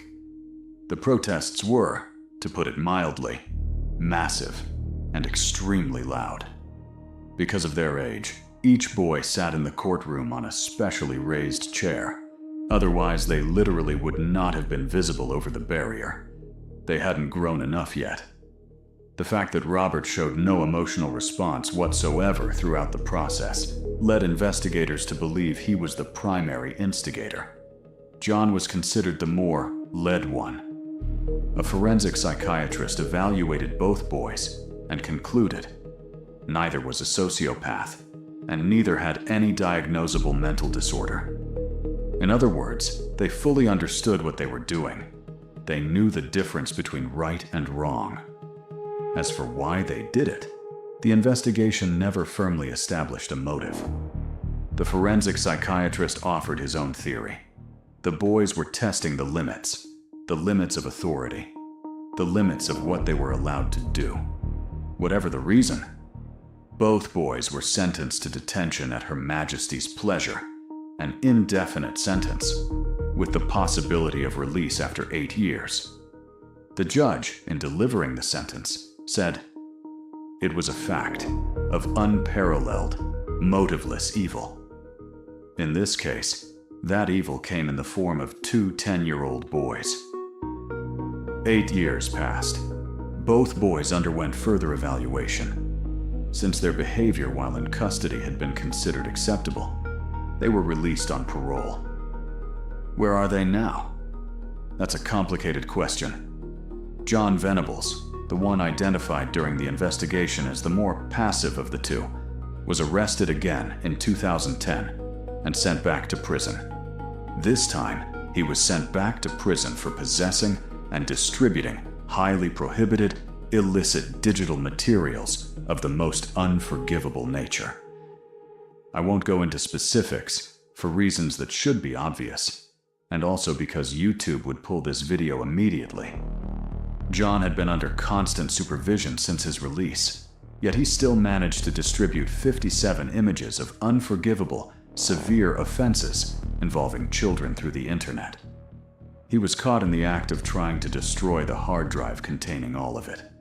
He later admitted to harboring illicit and deeply disturbing desires toward minors. He was also drinking heavily and using drugs throughout this period. In 2018, he was arrested again. Same category of offenses, different material, same content. Despite James's mother's relentless campaign to ensure John Venables would never walk free again, he was released once more. However, his freedom didn't last. For years, John fought to keep his liberty. But in late 2023, his bid for parole was officially denied. A panel ruled he remained an outstanding threat to society, citing his ongoing, dark obsessions. As of 2026, he remains locked away in a UK high-security prison. At one point, past speculation placed him in either Australia or New Zealand. It's hard to confirm, since he has been given new identities multiple times. Though John has reportedly revealed his true identity to people he chose to trust, which is part of how we know as much as we do about his life after his first release, and which is also why his identity had to be changed more than once. As for Robert Thompson, almost nothing is known. The prevailing belief is that he never left the country, has not been caught committing any further crimes, and may not have committed any. After release, both men were legally prohibited from ever contacting or communicating with each other again.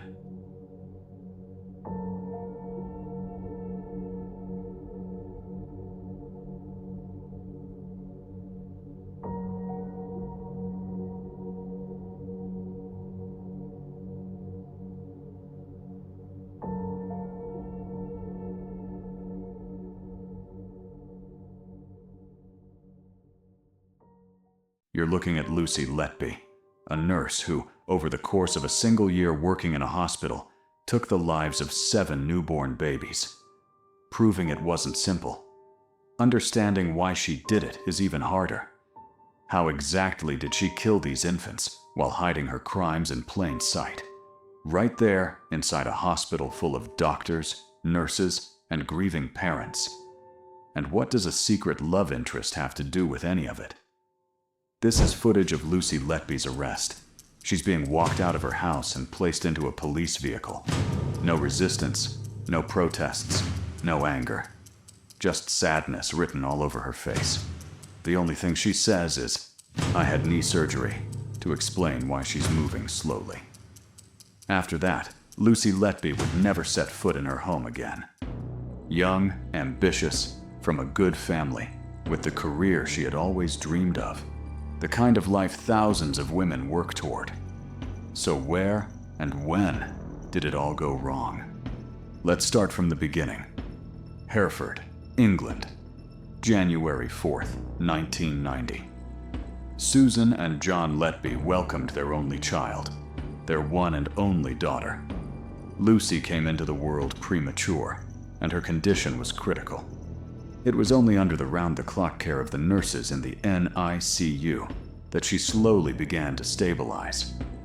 Once she was fully out of danger, her relieved, grateful family thanked the medical staff from the bottom of their hearts, and finally brought their baby girl home. Her parents loved Lucy and gave her everything loving parents possibly could.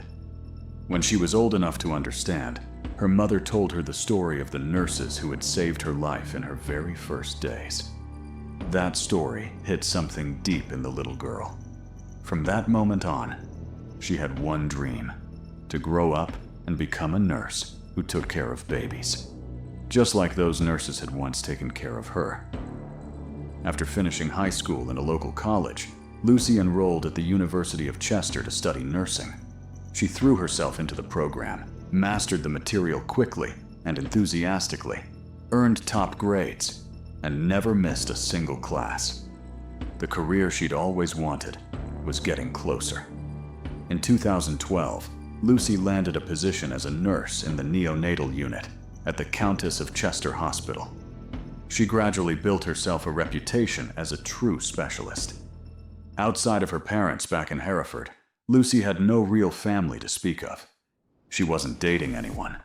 She had very few friends, and the ones she did have were essentially just co-workers.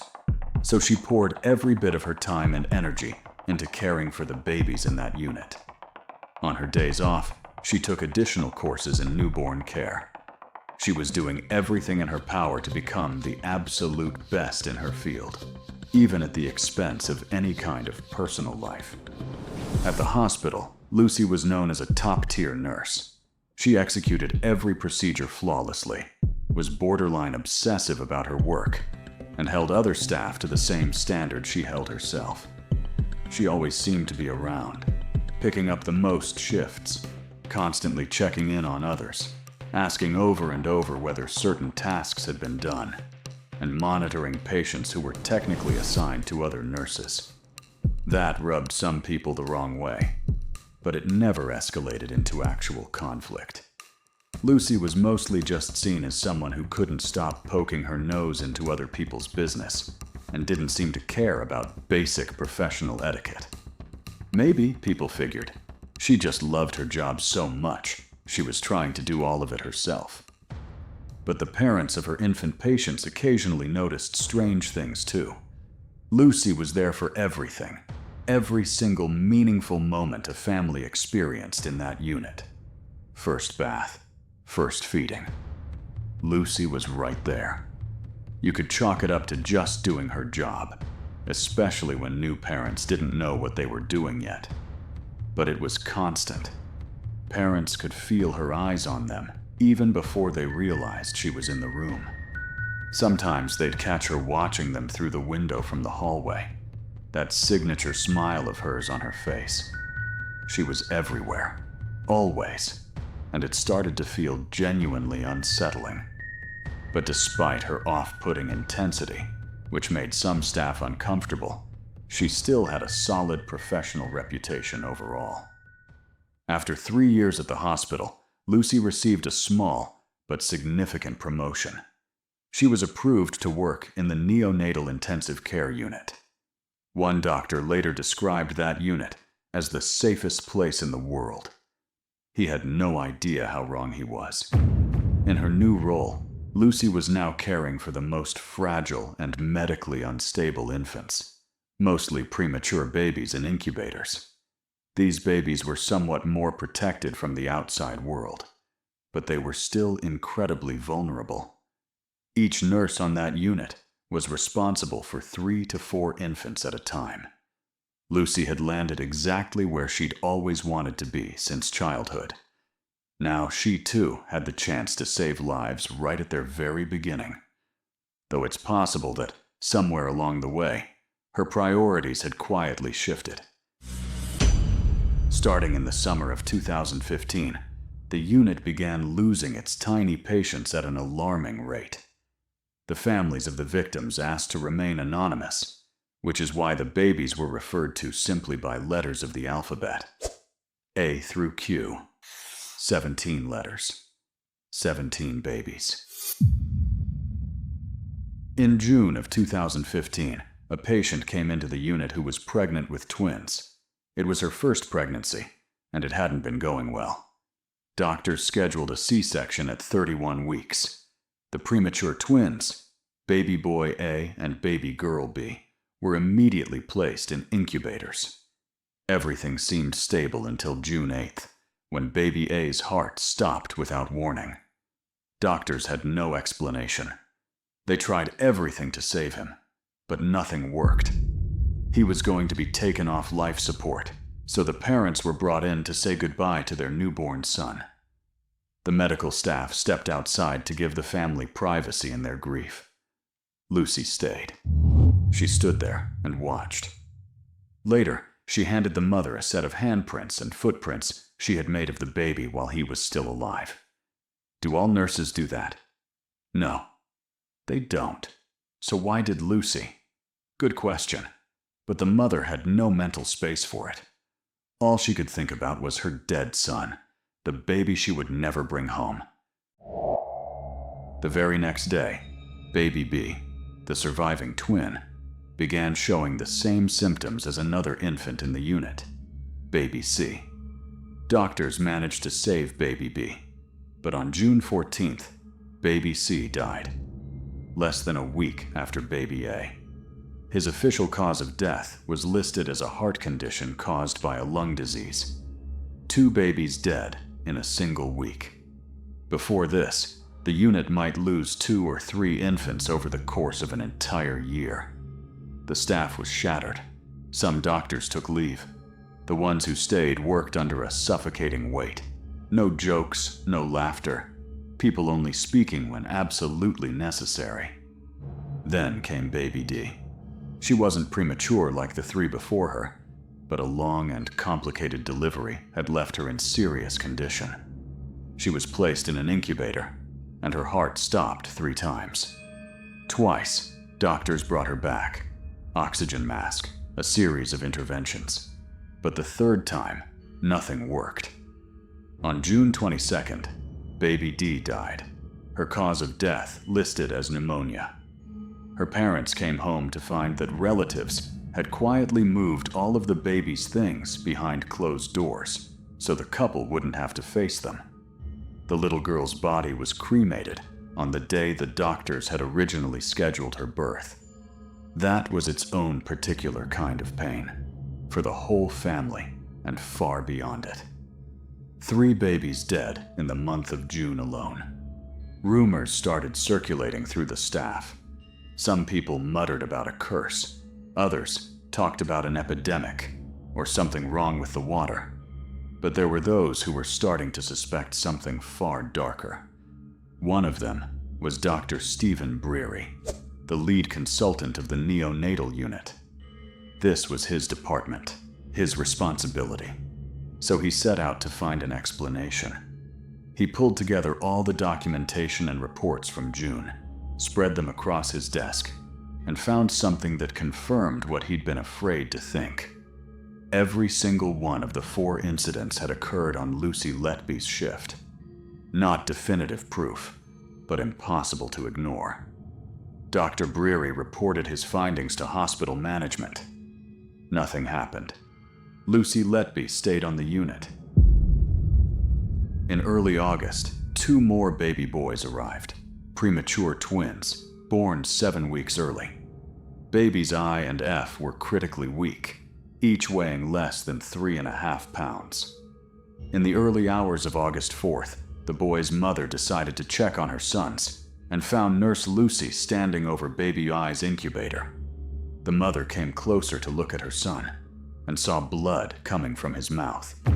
Lucy immediately turned the mother around and guided her back toward her own room. "Trust me, I'm a nurse," she said, and explained the blood away as irritation from the oxygen tube. That was it. 2 hours later, the baby was dead. His official cause of death was listed as a bowel infection, picked up during a difficult delivery. Lucy offered to help the grieving parents. She personally bathed the baby and dressed him in an outfit she had chosen and gifted to them on behalf of the unit. He was buried in that outfit. Less than 24 hours after the first twin died, his brother, baby F, nearly died as well. His blood showed an extremely elevated level of insulin, though by some miracle he survived.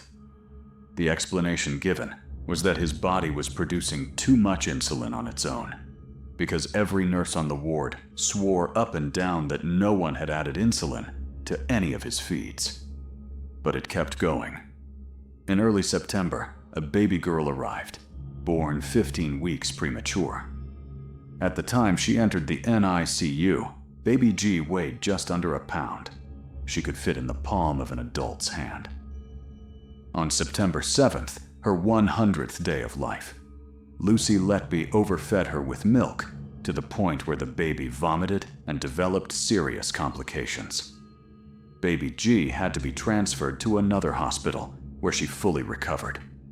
Then she was brought back to the Countess of Chester, where Lucy overfed her again, multiple times, triggering serious health crises each time. Baby G survived, but she was left with permanent disabilities. Today she is blind, uses a wheelchair due to spinal deformity, and can only eat through a feeding tube. The next death in the unit came on October 23rd, the 5th death in 5 months. Baby girl, I, came within a hair's breadth of dying 4 separate times. Doctors saved her 3 times. On the 4th, they couldn't. An autopsy found a significant buildup of gas in her stomach and intestines, and brain damage from the first 3 incidents. And of course, all of these episodes had occurred exclusively on Lucy Letby's shifts. Around that same time, Dr. Ravi Jayaram witnessed something that pushed him to go to management, not just with a concern, but practically with an accusation. He was walking past a room where Lucy was working when he heard the kind of alarm that signals a serious problem inside an incubator, the kind that requires immediate attention. The alarm went silent after a few seconds, as if someone had turned it off. He looked into the room and saw Nurse Letby calmly sorting through paperwork at her desk. He quickly scanned each incubator and found one baby who had been disconnected from the oxygen tube and was effectively suffocating. In that moment, looking at the infant, it was baby K. Dr. Jayaram ran over and did everything he could to restore the baby's breathing. He managed to. When he looked over at Lucy with a what-the-hell expression, he was stunned by what he saw. She just kept sorting her paperwork, didn't even look up. But the doctor could tell she was only pretending to be busy. He had clearly heard the alarm from the hallway. She had been standing right there, and yet she hadn't gone to check on the baby, just paperwork. He went straight to management and reported everything. They closed their eyes to it again. The day after Baby I's funeral, her parents received a handwritten card from Lucy. I have no words to make this time any easier. Caring for Baby I and getting to know you as a family has been an honor. You always put her first and did everything you needed to do. She will always be a part of your lives, and we will never forget her. Thinking of you today and always. I'm sorry I can't be there to say goodbye. It's not standard practice for nurses to send personal letters like this to their patients' families. But once again, nobody said anything. Nobody reacted. Lucy wasn't doing anything wrong, exactly. If anything, she seemed to be going above and beyond to support her patients. She had spent a lot of time with Baby I's family, so maybe she genuinely just wanted to reach out. People gave her the benefit of the doubt. Meanwhile, Doctors Jayaram, Breary, and 2 other colleagues had begun quietly gathering evidence that Lucy was connected to every one of those deaths. And then the incident stopped. For roughly the next 6 months, the unit didn't lose a single baby. But in April 2016, the nightmare came back. Twin boys, babies L and M, were admitted to the unit. On April 9th, both of them nearly died during Lucy's shift, one from a dangerous excess of insulin in his blood, the other from air that had entered his bloodstream. Both brothers survived, but the second one sustained brain damage. The 4 doctors met again and went back to hospital management with what they believed was mounting evidence that Lucy was responsible. This time, management decided to essentially prove them wrong. How? They moved Lucy from night shifts to day shifts, because up to that point, the deaths had only been happening at night. But that only deepened the doctor's suspicions. because now the critical incidents started happening during the day, too. In June 2016, a set of triplets arrived. 3 baby boys, N, O, and P. On June 3rd, the first of the brothers nearly died. By June 24th, he was the only one of the 3 still alive. Both of his brothers had died from air entering their stomachs and intestines. Before they died, doctors had been frantically trying to stabilize them for transfer to another hospital where they might be saved. During that chaos, Lucy said something that made a fellow nurse's blood run cold. "He's not going to leave here alive, is he?" That nurse later recalled that she had heard Lucy say the exact same thing a year earlier, right before baby C died. The deaths of 2 of the triplets became a turning point. That same day, Dr. Breary personally called the hospital's on-duty manager and demanded that Lucy Letby be suspended immediately. He was ignored again.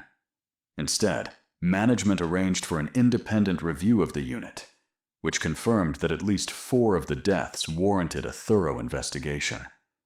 But even then, even after that, the hospital's leadership did not contact the police. Instead, they reduced the number of babies the unit would accept and stopped taking premature infants altogether. Lucy was eventually removed from patient care and transferred to a patient safety specialist role. But here's where it gets almost incomprehensible.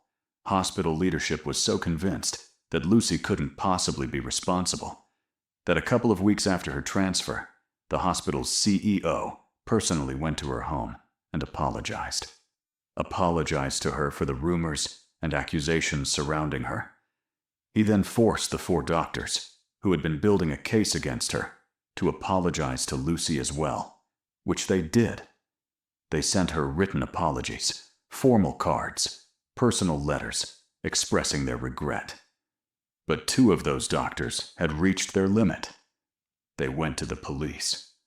On their own, without the hospital's knowledge or permission, they handed over everything they had collected and walked an officer through the entire situation.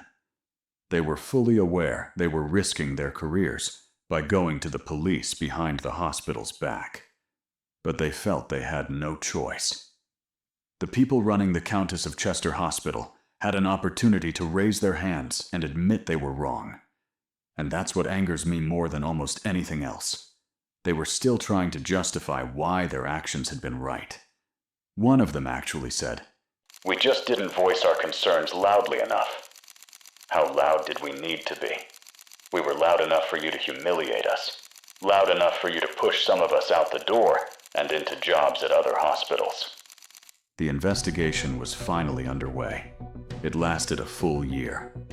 In February 2018, Lucy Letby was arrested for the first time. The families of all the affected babies were notified, and they were horrified. The nurse who had smiled at them, stood beside them, and supposedly cared for their children had actually been involved in their deaths. That same year, in June, Lucy was released and arrested 2 more times. After the 3rd arrest, she didn't go home again. Detectives searched her house. Inside, they found medical records belonging to the deceased infants, their charts, their blood test results.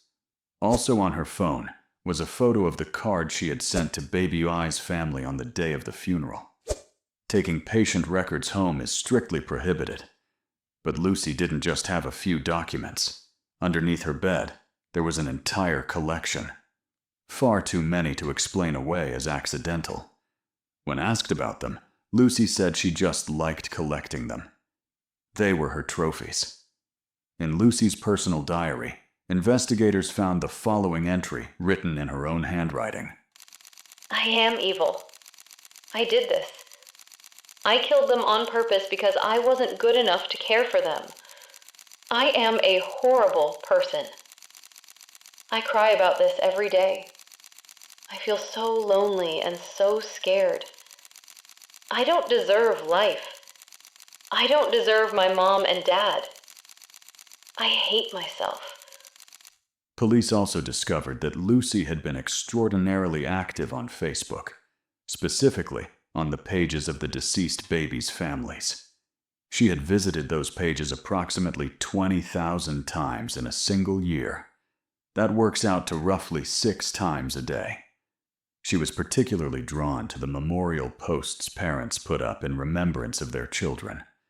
Lucy's explanation: "I was just curious. That's all."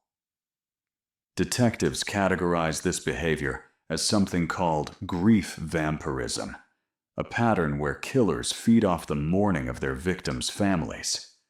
That theory was backed up by accounts from nurses on the unit, who recalled at least 2 separate occasions when parents had asked staff to tell Lucy to leave the room during their goodbyes with their dying babies.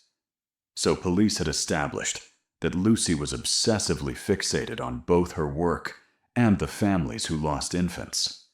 She was also present, on shift, during every single death and every near miss. Her colleagues' and patients' statements consistently pointed to deeply strange and suspicious behavior. But the question remained: how had she done it? And why? The answer to the second question came from Lucy's phone, where investigators found a text message thread between her and a doctor at the same hospital, a married man with children who worked in a different department. The nature of that conversation could only be described as heavily flirtatious, to put it mildly. Every time a baby died in the unit, Lucy would text him about it. He would offer her comfort and support. They had gone out for coffee together on multiple occasions, and had even spent a day together in London. At trial, Lucy denied any romantic involvement with the doctor, insisting she loved him only as a friend. But based on what detectives read in those messages, he was her boyfriend, or at least the closest thing she had to one. "You're one of the few nurses in the region, and I've worked in a lot of places, that I would trust with my own children," the doctor had texted Lucy after yet another baby died under her care. It began to look like every death was, at least in part, Lucy's attempt to get his attention. That was a motive. It wasn't the whole picture, but it was something. When investigators looked at the methods, the causes of death varied enough that no one had initially gone looking for a pattern. But when you laid all the cases side by side, a clear signature emerged. Most of the babies had died from air being introduced into their bodies, either directly into a vein or into the stomach. 4 infants died from air embolisms, air injected into a vein, which creates something like a clot, and 2 more were saved from the same. 2 babies died from air accumulation in the stomach and intestines. 1 infant died when a nasogastric tube was deliberately advanced too far down their throat, and 3 others were saved from the same thing. 2 babies received milk feeds laced with insulin. Only 1 survived. And here's the thing: Lucy Letby was an exceptionally skilled nurse. The kind of error that causes air to accidentally enter a vein during an injection, or a feeding tube to be placed incorrectly. Those aren't mistakes someone at her level makes. Her colleagues had put her on a pedestal for her technical precision. She simply couldn't have made that many mistakes. If she did these things, she did them on purpose.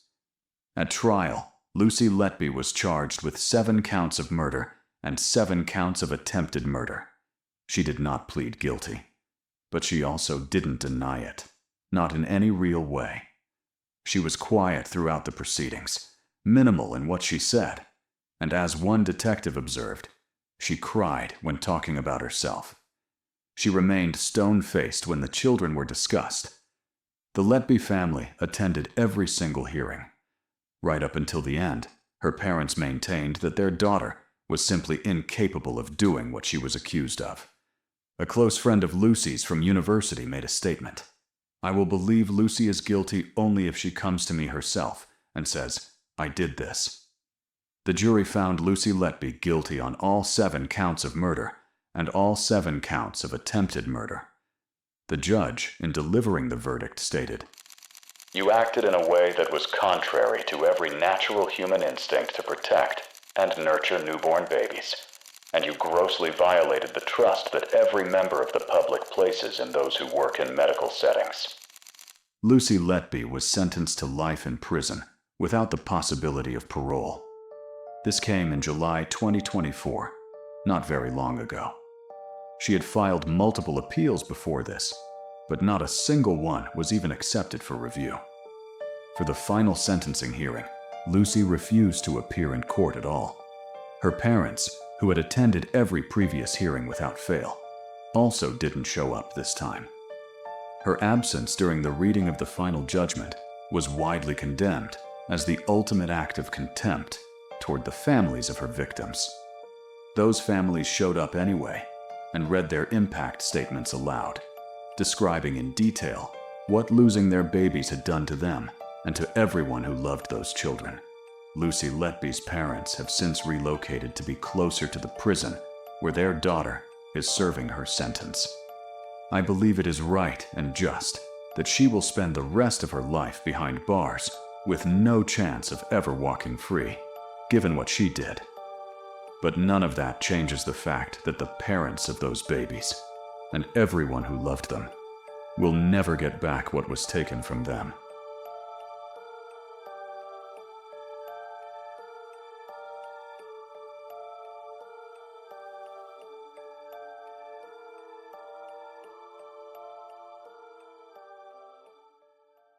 Take a good, long look at that face. That is the face of a killer. A girl who murdered her own father. And not just him. Because what you're looking at right now is the youngest girl in British history ever convicted of double murder. Summer of 2009, Ipswich, England. And sitting in the defendant's chair is a 15-year-old girl named Lorraine Thorpe. The jury, the judge, the prosecutors, and everyone in that city was in a state of shock, not just because of what she'd done, but because of how young she was when she did it. And the question that hung over that entire courtroom, the question everyone desperately wanted answered, was simple. Why? To understand that, you have to go back to the beginning, to the house where Lorraine Thorpe grew up. That house was chaos. 11 brothers and sisters under one roof, and parents who had absolutely zero interest in actually raising any of them. What they were interested in was alcohol. There was no real parenting happening, no focused attention on any individual child, no structure, no guidance, just neglect. And to be clear, the available records don't indicate that the parents were violent or physically abusive. They simply didn't care. When Lorraine was 12 years old, her parents split up. And what happened next set everything in motion. Lorraine stayed with her father, a man struggling with severe alcohol dependency. From that point on, things deteriorated with terrifying speed. Life with her father was not what any child's life should look like. They were constantly moving from one place to the next, and most of those places weren't fit for a grown adult, let alone a young girl. Lorraine and her father lived outside, in tents, in some of the worst parts of the city. Social services stepped in and removed her multiple times. But every time, she went right back. Back to her father. Back to the drinking and the darkness. Back to the only life she knew. According to court documents, at some point the dynamic shifted completely. This child became her father's caretaker. His health had been destroyed by years of alcoholism, and Lorraine was the one looking after him. Her defense attorney would later describe this arrangement by social services as utterly unacceptable. On top of everything else, Lorraine had been diagnosed with ADHD. Any medication she was supposed to be taking for it? She either wasn't taking it at all, or she was washing it down with vodka. By the time she was 14 years old, she wasn't coming home from school to a house. She was coming home to a tent, where her drunk father was waiting, and where dinner was a bottle of hard liquor they shared together. She had no friends her own age. She barely went to school. The people around her, the ones who became her teachers, her community, her entire world, were significantly older adults from the local drinking scene. And these weren't just people who drank too much. These were low-level criminals who funded their habits through petty theft that regularly turned violent. Lorraine's defense would argue throughout the trial that this environment left her completely unable to distinguish right from wrong. She had no moral compass whatsoever. To her, all of it, everything that was happening around her, and eventually through her, was just a game. One of the central figures in that world was a 41-year-old man named Paul Clark. Clark had a certain kind of dominance over the people around him. Nothing dramatic, but enough to make him the one calling the shots in that group. And Lorraine was completely taken with him. Any suggestion of a sexual relationship between them was denied during the investigation. What we do know is that Clark had his own apartment, and eventually Lorraine and her father moved in with him. The atmosphere inside that apartment was toxic. The people in it were almost never sober, and Lorraine, already unraveling, became increasingly out of control and aggressive with each passing day. Now, another person you need to know about. A 41-year-old woman named Rosalind Hunt. Everyone called her Rosie. She lived alone after her divorce, and she also struggled with alcohol. She was well known in this particular social circle. Rosie had been given council housing in the neighborhood, and the whole group would frequently gather at her place. Her own brother would later suggest that Rosie was being used, that all these people wanted from her was a place to drink and crash for the night, and that Rosie, for her part, just wanted to feel needed. And then came the incident that lit the fuse. Paul Clark had a dog. On one occasion, Rosie took the dog for a walk, and at some point during that walk, the dog tried to bite someone. Rosie yanked hard on the leash and hit the dog on the head. Word got back to Paul Clark.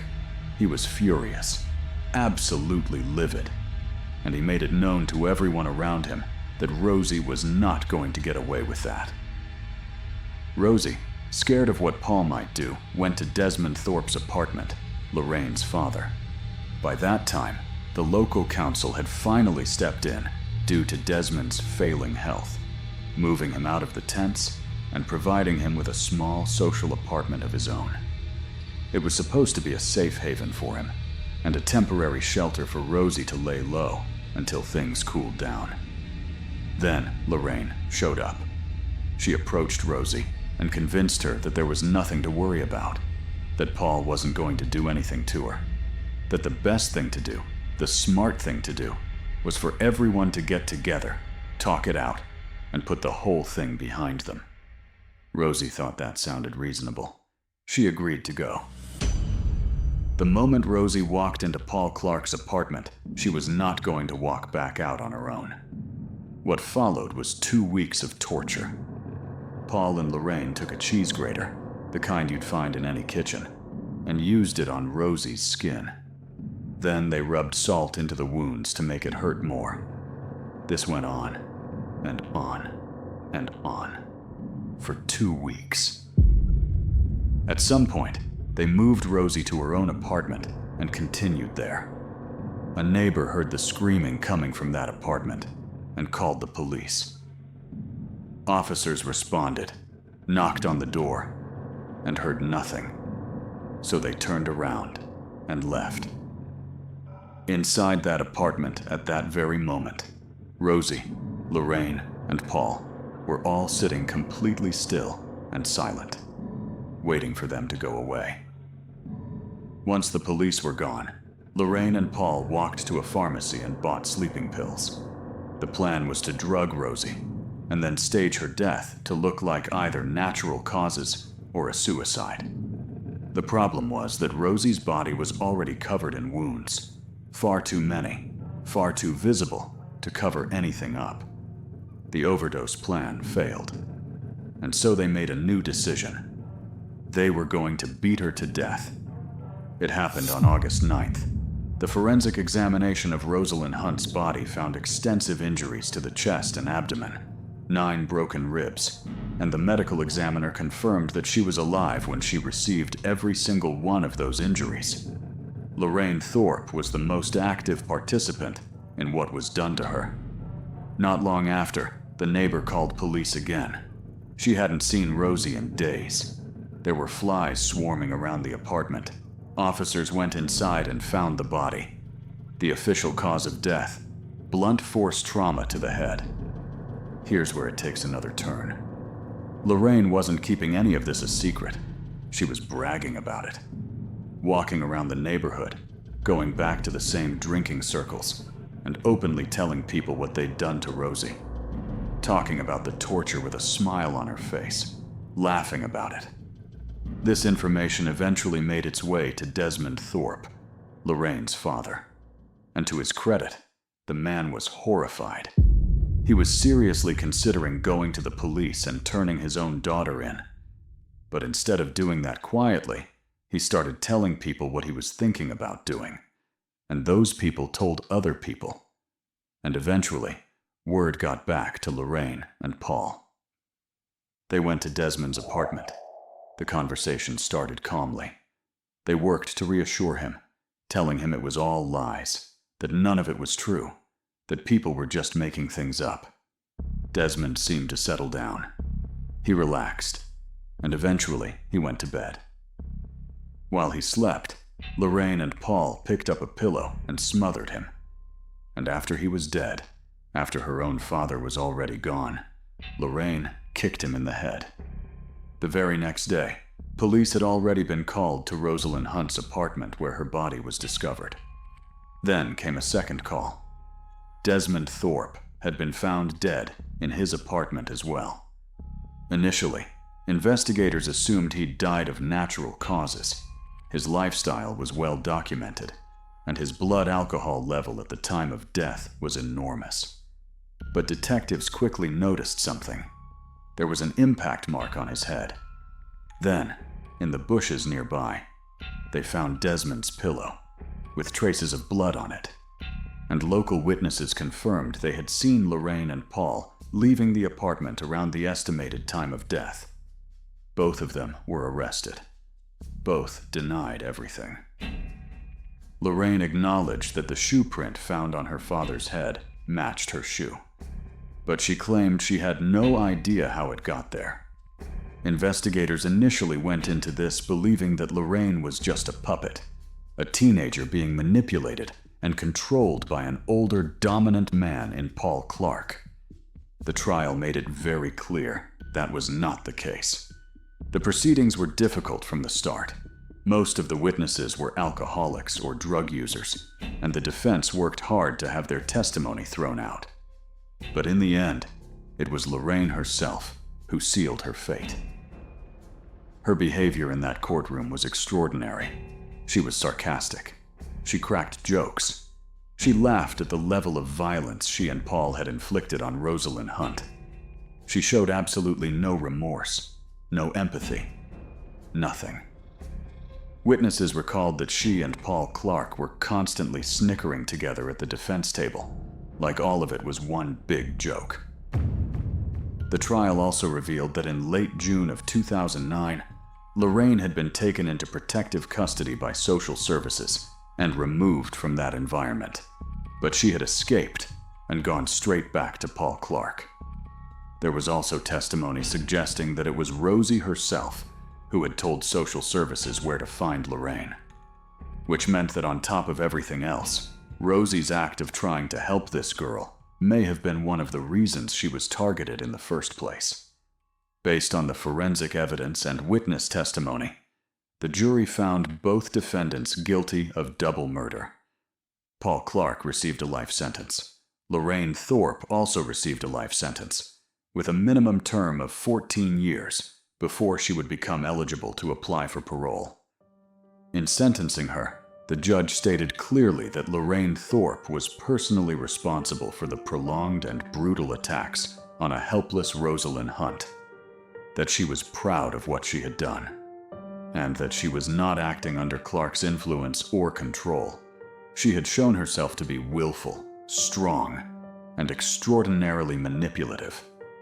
On September 1st, 2014, Paul Clark died by suicide in his prison cell. In the summer of 2023, Lorraine Thorpe applied for early release. She was denied. She remains behind bars, continuing to serve her life sentence.